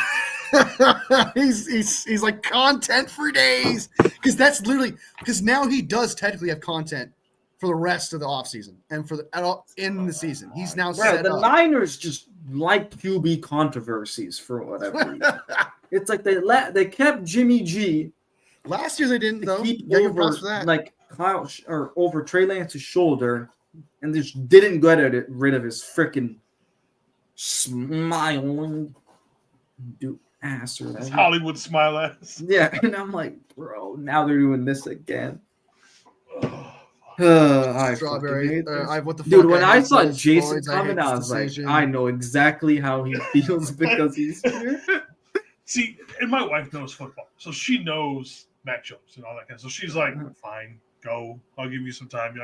I know this one's kind of big for you, so she gets it. Oh my god, dude! If we had signed just some random, no name like Jameis Winston or something. No, honestly, had Jameis Winston popped on, I probably would have jumped on here too because I like Jameis Winston. But had we signed Jason Pinnock again, I wouldn't be here, kind of a thing. If we signed some random guard from the Texans that was like their third string guard or something, no. Brandon Allen would have been a better option. Okay, literally any fracking quarterback would have been a better option. Look, me and Wolfie don't agree very often. I agree with that one. Bruh. Fucking Mac Jones. That's crazy. We couldn't even get Zach Wilson, so we could have had the jokes. At least with Zach Wilson, we had jokes. You're like, I get those mama jokes. I want them so bad. Hide your mom. Zach Wilson's coming to town. We don't even get that. Dude, I am gonna rant on this shit once I would rather have Kenny freaking Pickett, okay? I mean, there's just so many. Yeah. Literally any freaking quarterback possible. Like, name one. Like, that's almost the worst option outside of Kirk Cousins. Like, 'cause I think Kirk Cousins probably would have been worse. But Kirk Cousins and Mac Jones were the two quarterbacks that were linked to Kyle Shanahan. Russell Wilson. Larry Krueger would have said trade Brock Purdy once we got Russell Wilson, by the way. But, yes, Russell Wilson would have been a better option. What's that? I hate Russell Wilson, but if it was him over Mac Jones, I'd easily take Russell Wilson. Yeah, he says that Russell Wilson still got it because he's a Hall of Fame quarterback. I'm like, that's not how that works. Okay. I wouldn't call him like, that's not how that works. You can be bad. Maj Sports, what's up? Yeah, give me Jameis. I was really hoping Jameis was going to come Hey, what up, Maj? I wanted Ethan Douglas. Give me Jameis, yeah. Jameis would have came, Jameis would have been fun. Yeah, like I said. Appreciate fucking Mac. Mac, again, this is, I would have rather have just had nobody. Jameis, I want to know. Mordecai. Just Mordecai was fine. Resign Juice and let him play quarterback. That would have been a better fucking option. Fucking Or just have CMC be our backup quarterback, even how bad we saw how bad that was. Still. Can we trade for Debo and bring him back and have him just run the freaking Wildcat constantly? Oh, fuck. Appreciate sports. Appreciate it. Yeah, that's. I wonder how many people are actually freaking out about this. Because we can't be the only ones. Because that's. No, I know everybody's gone live because I'm getting all the notifications on my phone. Like my phone's just going live. Yeah, Mac Jones is also not a good team player either. I've heard that he's got some. A little bit of attitude problem. Bit of an attitude problem. He kicks players in the balls too. So. He's done that multiple times, by the way. Yeah, I absolutely hate this. Like, guys. I don't think Kyle should get fired for it. It's more like We're I like, don't what think the it's fuck? a good move either. But I also blame those people who are going to ride with this and take advantage of it and be like, this is going to be content for Yeah. days.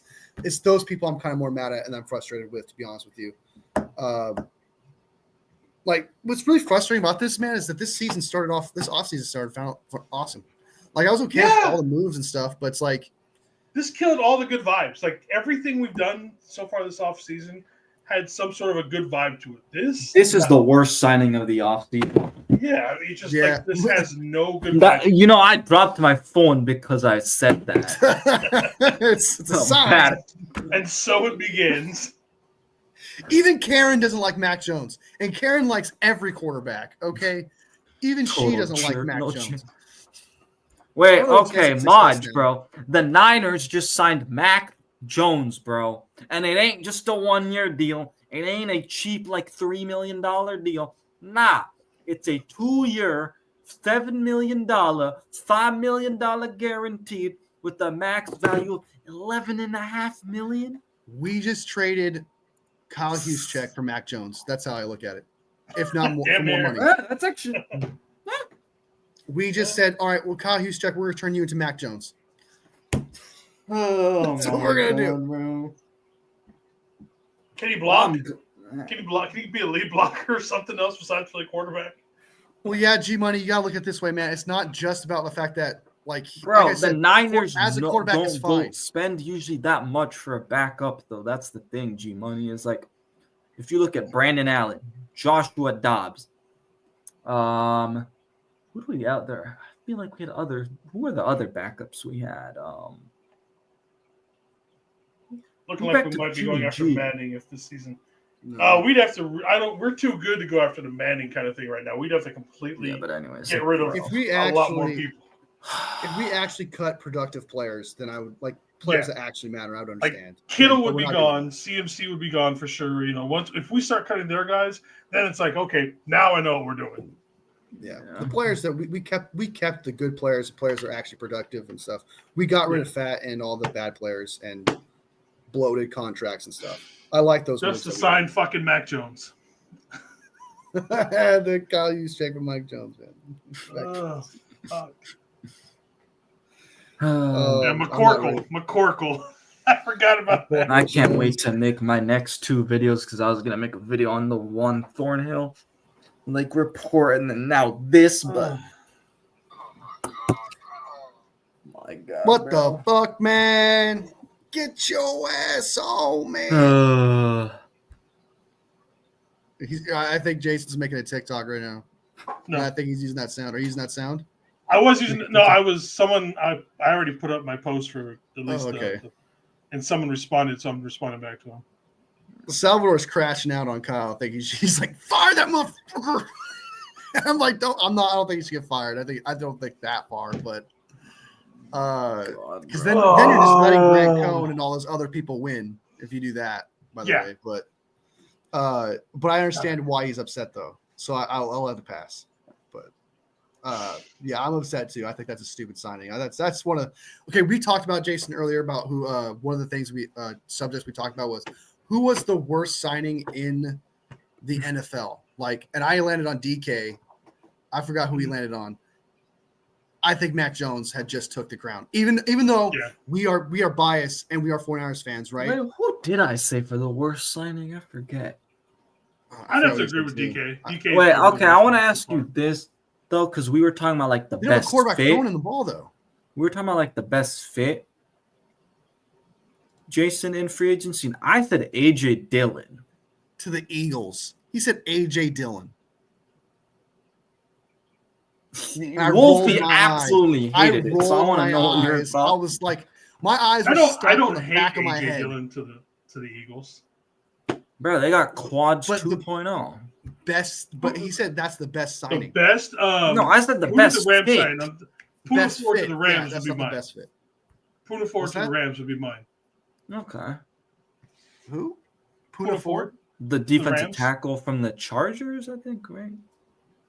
Going over to be next to Fisk. Yeah, I guess. Yeah, I'd see that. Fisk and Verse. I like that one. I think that's a big upgrade for them. I like Puna Ford though. Yeah. I forgot who it was. Oh, I said mine was Drew Dahlman of the Bears. Just know if that it's so was weird that Well, we I mean, spent this much. That's to easy just- because Drew Dahlman's, fucking. That's what he elite. said. He said that was an easy out, and I'm like, Yeah, well, I was it like, works. bro, no shit. It works. No shit, bro. That's like the no-brainer answer. Yeah, exactly. I was like, can you be more creative at least? Just be like, damn, if it bro. is, if it is, if it is, it is. I changed it, man. Like, come on, bro. I mean, you're Even not my wrong. grandma could have said that. Wolfie's not wrong in that, but come on, man, put a little bit of Take effort a little into more it. effort. Yeah, exactly. Use Yeah, it's two like, brain come on. cells at least. Can we Well, pretend I was like, we we spent? always say Yeah, Sam guys. Darnold, the Literally, Seattle that's what Seahawks, it is. We spent 3 first-round picks for Mac Jones. and a third on Mac. The world comes back around at some point. Why are we going that far? Damn. Okay, calm down. No. How? If you think about it, we did. How? Okay, because we traded up to 3, right? Connect that bridge for me. Okay, I wanna hear it. We traded with the Dolphins a 3rd-round pick and then 3 first-round picks, right? Well, One we of them traded was a two, pick really. swap, right? Okay. True in his pick swap. Remember how everyone's, the Niners are gonna draft Mac Jones. It's Mac Jones at 3. Most definitely, it's Mac Jones at 3, right? And so now Mac Jones is here a few years later.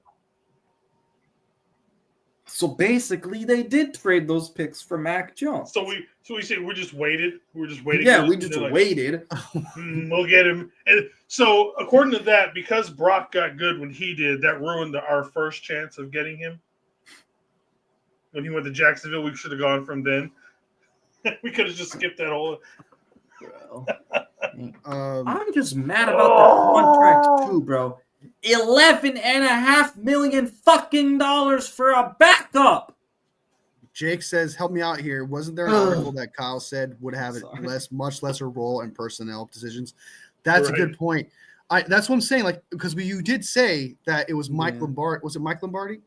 Yeah. It was Lombardi of some kind. Mick Lombardi, who worked with him to get Mac Jones over here. Yeah.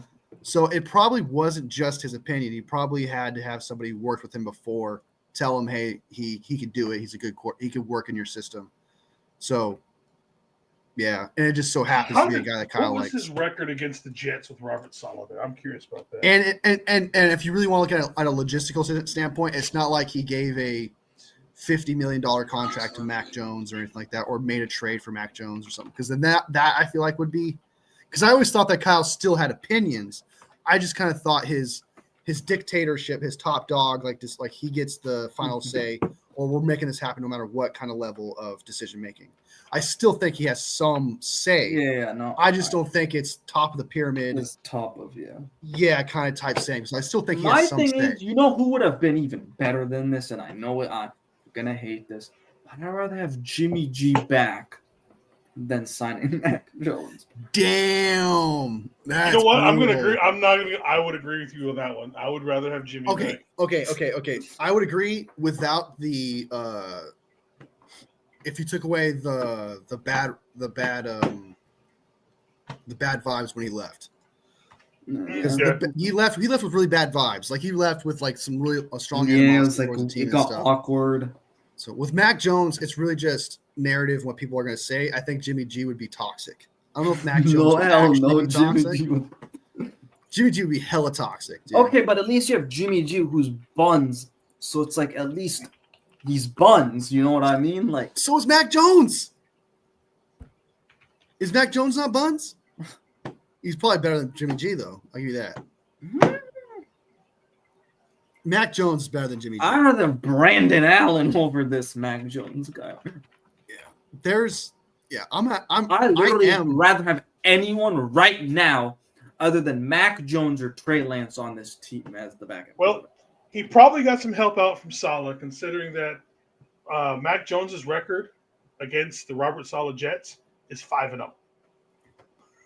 So Saleh, we can't even use Saleh saying like, "Hey, he's terrible." No. Well, you know what? I actually am not going to give Saleh credit because we didn't even get any of his Jets guys we should have got. No, I'm just trying to got a guy who beat him 5 times though. Exactly. So that So he knows what he is. What? It's not like we're getting a Mahomes the backup that can that he's like beaten Mahomes back up 5 times. I'm just saying we can't use Saleh's like, help us beat the Chiefs. It's not like that, or like the Eagles. It's not. We're not getting. Don't get him. He was terrible in New England. I played him 5 times and we beat him. Like, no, Saleh lost to him every time. So if we think about it this way, guys, this is probably how it unfolded. Okay, A, Kyle probably did like him. Let's be honest. B, Mick Lombardi also worked with him. Probably liked him. Obviously, because probably wouldn't be here because he's going to work with him one-on-one. That's going to happen. And then C, you got Robert Saleh, who probably has a lot of experience against Mac Jones, would also have, like, if they did do the due diligence with him, that means they probably went through Robert Saleh and said, hey, what do you think of him when you played against him? What do you think? And then it also, Mac Jones saying, hey, I want to play for you. So it was like 4 things that kind of like adds up to him being actually the backup if you think about it. And it's just something that we never thought of. Something I never thought of. But that's crazy. That's actually my mind is blown away right now. Because I'm saying it makes sense, but at the same time, I don't want it to make sense. Like, I don't want that to make sense. It's like I'm hoping that this is just a dream and I'm going to wake up here somewhere shortly. Right, we're just delirious from all the off-season stuff because we're waiting for something to happen, and we all just made something up in our head. It's still popping, like something to happen, crazy to happen. So, I don't think the season's over. I don't think Mac Jones immediately makes the season over. That'd be crazy. I mean, come on, guys. We haven't even gone through the draft yet. Yeah. I mean, anything can happen. It's literally anybody. For fuck's sakes, the Browns could even win the Super Bowl. No, okay, maybe not the Browns, but yeah, I'll say relax. But you know what I mean? It's like at least 25 teams still have a chance at the Super Bowl kind of a thing. We get Derek Harmon and TJ Sanders. We're back in it, defensive line wise. Okay, we're good. There's options, man. We're fine. So, how is Brock supposed to be successful now? I don't think this would affect Brock. I don't think this would. Yeah, it won't affect. If anything, all it's going to do to Brock is motivate him more. Yeah. So yeah, he's not going to be worried about this at all. Yeah, it's not this freak out isn't for Brock Purdy. This freak out isn't for like it's going to cost the team or anything. This freak out is just like the narratives, the things that we're constantly going to have to hear all the time, the drama, all that bullshit, the drama, like all the drama. Exactly. Yes, that's what it is. Okay, real quick. We were getting rid of a lot of it. Sorry. Real quick, a little nugget from Tom Pelissero. So apparently the 49ers made an offer for Mac Jones last year before the Patriots traded him to the Jags. What? So I freaking knew they had interest last year. I was like, they might get Mac Jones last year. You would, bro. God so they've been wanting to get Mac Jones for a while now. That's not going to help. That's not going to help the drama aspect of things. I'm about to curse on my video about this breaking news. Oh no! Look out! He might say "fuck." Fuck, man. Jason, you missed my TED talk earlier because I was doing when the Niners fans see us someone get released and they're like, we need to sign him. And I literally stood up. It's like, this is Niner fans whenever a big name is available. Yeah, he stood up and banged the table. That's what he did. I didn't bang the table. What? Speaking you were like Devontae Adams.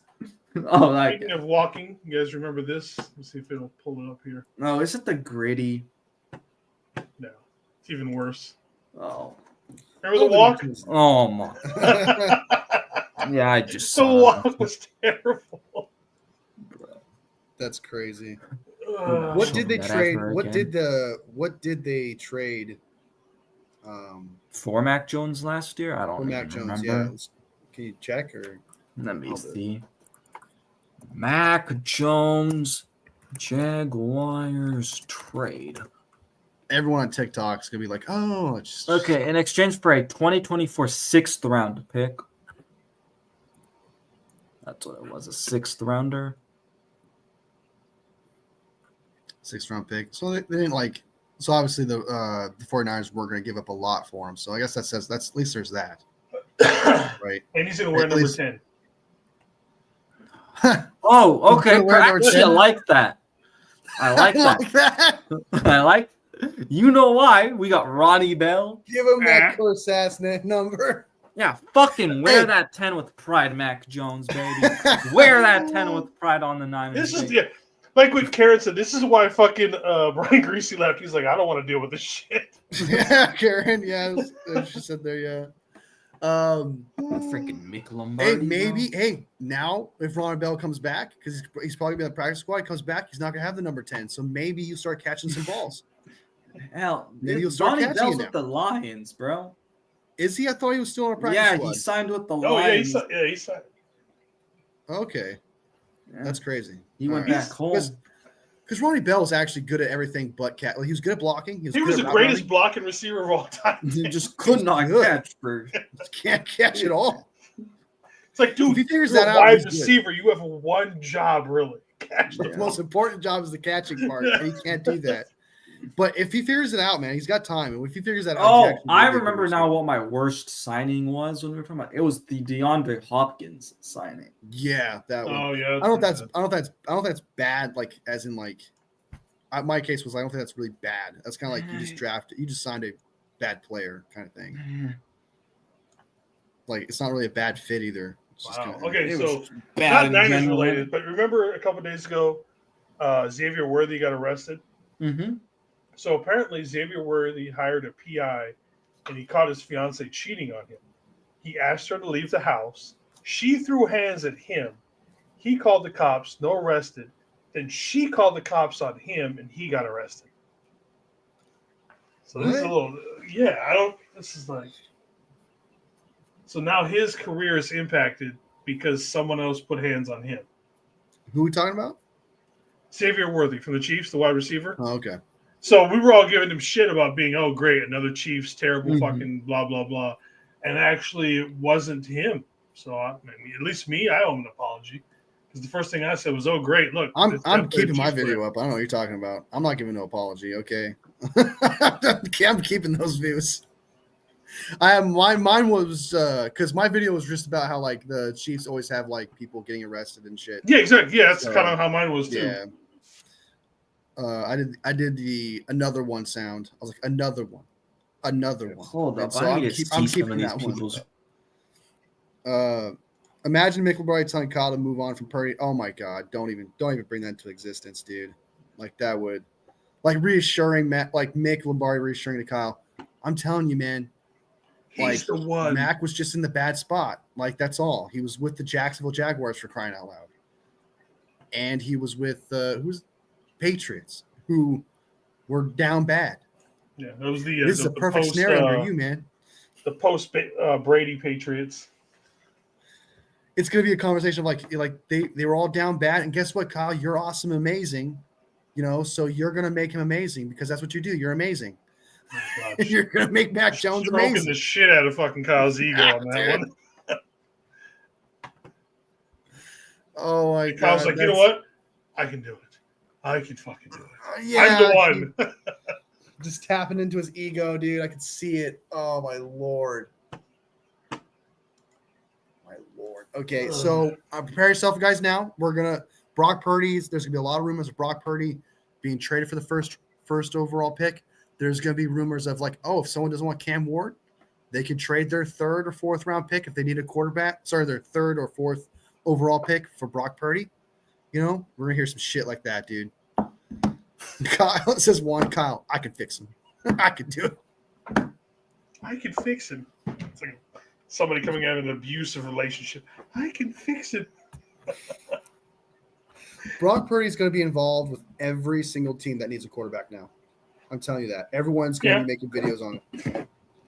Every single team. Sorry, I'm watching like our SF 49ers reaction to signing Mac Jones because it's hilarious. Who's? Our SF 49ers. Oh, is he freaking out right now? Yeah. Rightfully so, dude. I don't think any 49ers fan actually likes this. Actually. I can't think of a single 49ers fan that actually would like this. I would love to read somebody's tweet or whatever kind of thing or whatever of who actually likes this. Like, tell me what I want to have an actual conversation. Dude, if with that we person. actually trade Brock Purdy, I am so confused about Jetty York. Oh, I'm confused Oh, about Jed York, Shanahan. Kyle, Shanahan, Lynch. I'm gonna blame Jed York if it happens though, because the fact of those articles that came out that He's we need to demanding like save cheaper money. He doesn't and want to pay it, stuff, so he probably forced the issue of not. That I guess that actually is a good point because Jed York is saying I don't want to spend so much money on. Yeah, so I'm blaming Jed York if quarterback. that somehow happens, bro. So that's a good point there. But JCK here likes the trade, likes the signing actually. Papa What the hell is- J, I've been trying to eat dinner for the last half an hour, but now I can't because of this. Papa J, never leave a stream to go eat dinner again. Yeah, Papa J. Otherwise, we're gonna sign a terrible player that we don't like, or a player just we don't like. Crashing out, dude. I fucking hate this pick so much, dude. Oh, he left. Okay. He was frozen. Oh, okay. I thought he just left. And then he probably gonna leave because it's the news is out and he got his reaction and stuff. But so yeah, that's absolutely wild, man. I mean, now we're that's crazy, dude. I would much rather have just spent that money on some D tackle who's not going to make the roster. Okay, I'd much rather have done that. Mac, hey, Papa J, were you calling John Lynch during that dinner? Did you call John Lynch? All right, guys. Let's hear out JCK because he likes this signing. Okay, let's hear out JCK, and I don't mean that in a dickish way, but I'm being serious. Okay, let's hear him out because he's the one 49ers fan on this planet that I can think of that would actually be okay with this. He says, but I want to put this out. I like him as a backup. No.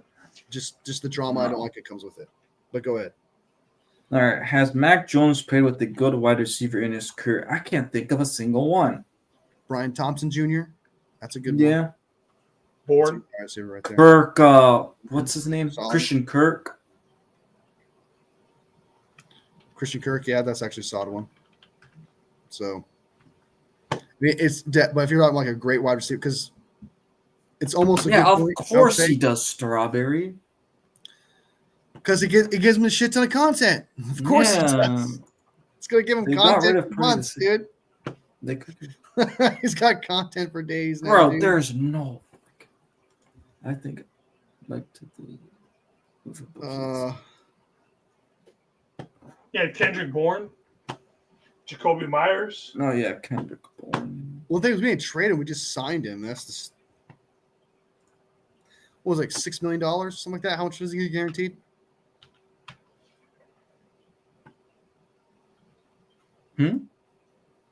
Well, how much is Mac Jones guaranteed?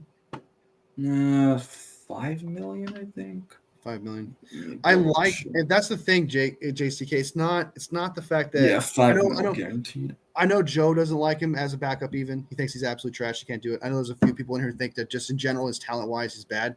But I actually do think he's a good backup quarterback. But like I keep saying, it's the drama that comes with it. It's the bullshit that comes with it. That it's just going to be overbearing. It's going to be all over my FYP. It's going to be all everyone's FYP. It's never going to Brock Purdy. Yeah, I'm just going to constantly hear Brock Purdy potentially being traded. Brock Purdy is going to have to look out for his job. I don't want to fucking keep saying. I want to talk about other things. I want to see other things. I want to enjoy my FYP. You also had Nelson Aguilar. Nah. I'm just going through to see who. Yeah. So, I mean, he's had good receivers. Yeah. I disagree. There was not going to be a lot of drama at Grove's side. I disagree with that. If we got, like, for example, Brandon Allen, Joshua Dobbs, that didn't cause a lot of problems.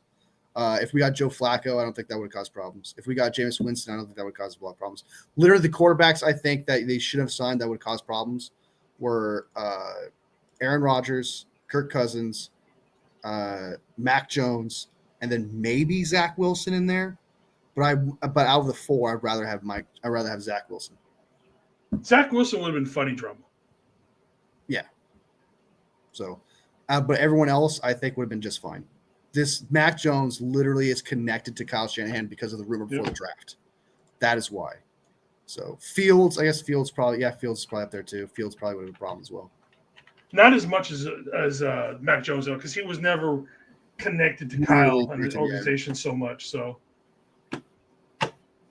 I fucking So can't I'm not. believe this, I'm not. man. It's literally up there, like between top 3 worst quarterback signings decisions. I think like Kirk Cousins, Aaron Rodgers, and Mac Jones were like top 3 as backups. But I don't think Aaron Rodgers would do backup situations anyway.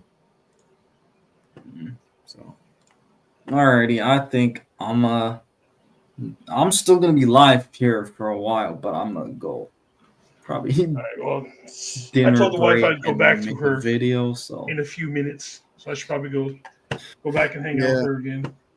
yeah, I'm gonna do the fun thing that everyone does, which is read a book. So, mm, you know, That's a good thing. I'm gonna just very be hard. putting It's the Be very Right hard Back to find street on. a, So. It's very hard to find a football fan who also reads books to conversate with. I'm not gonna lie to you. There's a lot. I know a ton of people that will. You need to get me in that circle because everyone Jason I know. actually missed some funny things that happened today, though. Oh yeah. Oh, did he? Did he? Did your Well, I mean, my Gideon shit? my freaking speech of how Niners fans speak, and then the moment when I forgot to mute my mic. Oh yeah, he forgot to mute his mic and he started speaking Spanish out of nowhere. And it was like the most No, random thing. him and I was in the doing, middle of answering a question and he was Yeah. just like, La Contras, and started speaking a bunch of other Spanish stuff. And I was like, what? Okay, the reason I had my mic on those because I wanted to make sure you heard the timer in case you Yeah. finished before I came back. So I left You it. could have just let me until you came back finished. Like that would have been No, let me have my I had to time make until sure that you only talk for 2 minutes. you could actually hear him put the gum in his mouth too, because apparently he went to go What? he was like speaking in Spanish and then he was like I don't know Then how my speaking in mic Spanish picked it while up it's that going much down. though. All right, gents, I'm gonna go and get off here. All right. all right, man. Good to see you, So bro. you guys have a good night, and You maybe too. I'll be on tomorrow. See you. Deuces. Well, I'll see. I don't know if I'm gonna do a live tomorrow yet, but I'll let you know. Roger. Bye for time. All right. Love. Thanks for joining. Wait, live is Thursday's your show. Yeah. So Oh, that's yeah. We've also done like 90 hours of lives this Yeah. week so far. yeah, but this is your job and you gotta work your 8-hour shift and then your show is every week. Well, You guess guys what? I'm gotta be checking out early consistent, again. Jason wasn't even here for 8 hours though. That's he's like, okay, at least he was here longer. One love, then. guys. Alrighty. Later, man. Anyways, later. All right. So Alrighty, that's guys. guys. I'm out of here. Yeah, I'm out of here too, man. All right, thanks for joining. Probably gonna go live again tomorrow, guys. I'm still gonna be here, but I'm gonna go make a video on Mac Jones because I guess Why I are you have gonna to continue to go live? for the content. Huh? Why are you gonna continue to go live, man? No, why not, bro? My guess. I mean, I don't have why not- anything why else not do I a can sleep, do. sleep live? A lot of people like that stuff. All right. Let me say my goodbyes and then you can do your Yeah. rounds real quick. Alrighty. Thank you everyone to join who's on my end and joined my life, who liked my life. I appreciate you guys seriously from the bottom of my heart, man. You guys make these lives go. You guys make this content go. This is my dream and you guys support it. So down to my heart, man, down to a T. I appreciate you guys joining here and spending your valuable time with us, Yes, with sir. me, and actually having these great conversations and reacting together. Stuff like this is an absolute blast, and I couldn't be more humble. Like seriously, thank you guys from the bottom of my heart. This is absolutely amazing. So to more days, great more streams out there. I'm looking forward to it, and thank you guys for being a part of it and growing the Wolf Pack. Peace out, Salvador. Thank you so much for being part of this live, man. I'll see you later. Papa J, best motto broken ask for. Good to see you, man. See you guys Appreciate later. you. Juan, as always, I got a long Well, goodbye. you'll see Nikita, Wolfie take care. later. Karen, take care. Appreciate you. Mod Sports, I just met you now. Appreciate you. Good to see you. Michael, appreciate you. Strawberry, as always. You know what's up. Karen, thank you so much for joining as well. And who else do we got? There's one more. There's a couple guys. Jake, as always, very supportive of the channel, man. I appreciate you, of course. Joe Boyd, even though I don't agree with everything you say, man, I still appreciate your opinions down to a T, dude. You're peacefully disagreeing with me, which I like. It's not like a combat thing that happened, so I appreciate that. JC K510, I appreciate you too, man. You're a good guy, man. I appreciate your questions and stuff like that, dude. That's great. And if I missed anybody else, sorry about that. Just know that I appreciate you and you're the best, and you guys are awesome. Thank you guys so much from the bottom of my heart. And every single like Makes my 49ers heart grow from here to here. All love, Damn, fam. what I'll see what a you speech, next video. What Hey. a speech, man. I'm just saying they are what makes this go, man. So all love, fam. I'll see you next video. Bang bang, not a gang, baby. Alrighty, guys. Thanks, Wolfie. Again, I'm gonna be here, and it's just because I don't know if they're gonna do any news or not, but I'll be live for like an extra hour probably. But I'm gonna go make this Mac Jones video that I really don't want to, but gotta do the content. And then go eat dinner real quick, and then I'll be back. So see you guys in maybe 30, 45 minutes. But yeah, peace. We'll see you guys soon.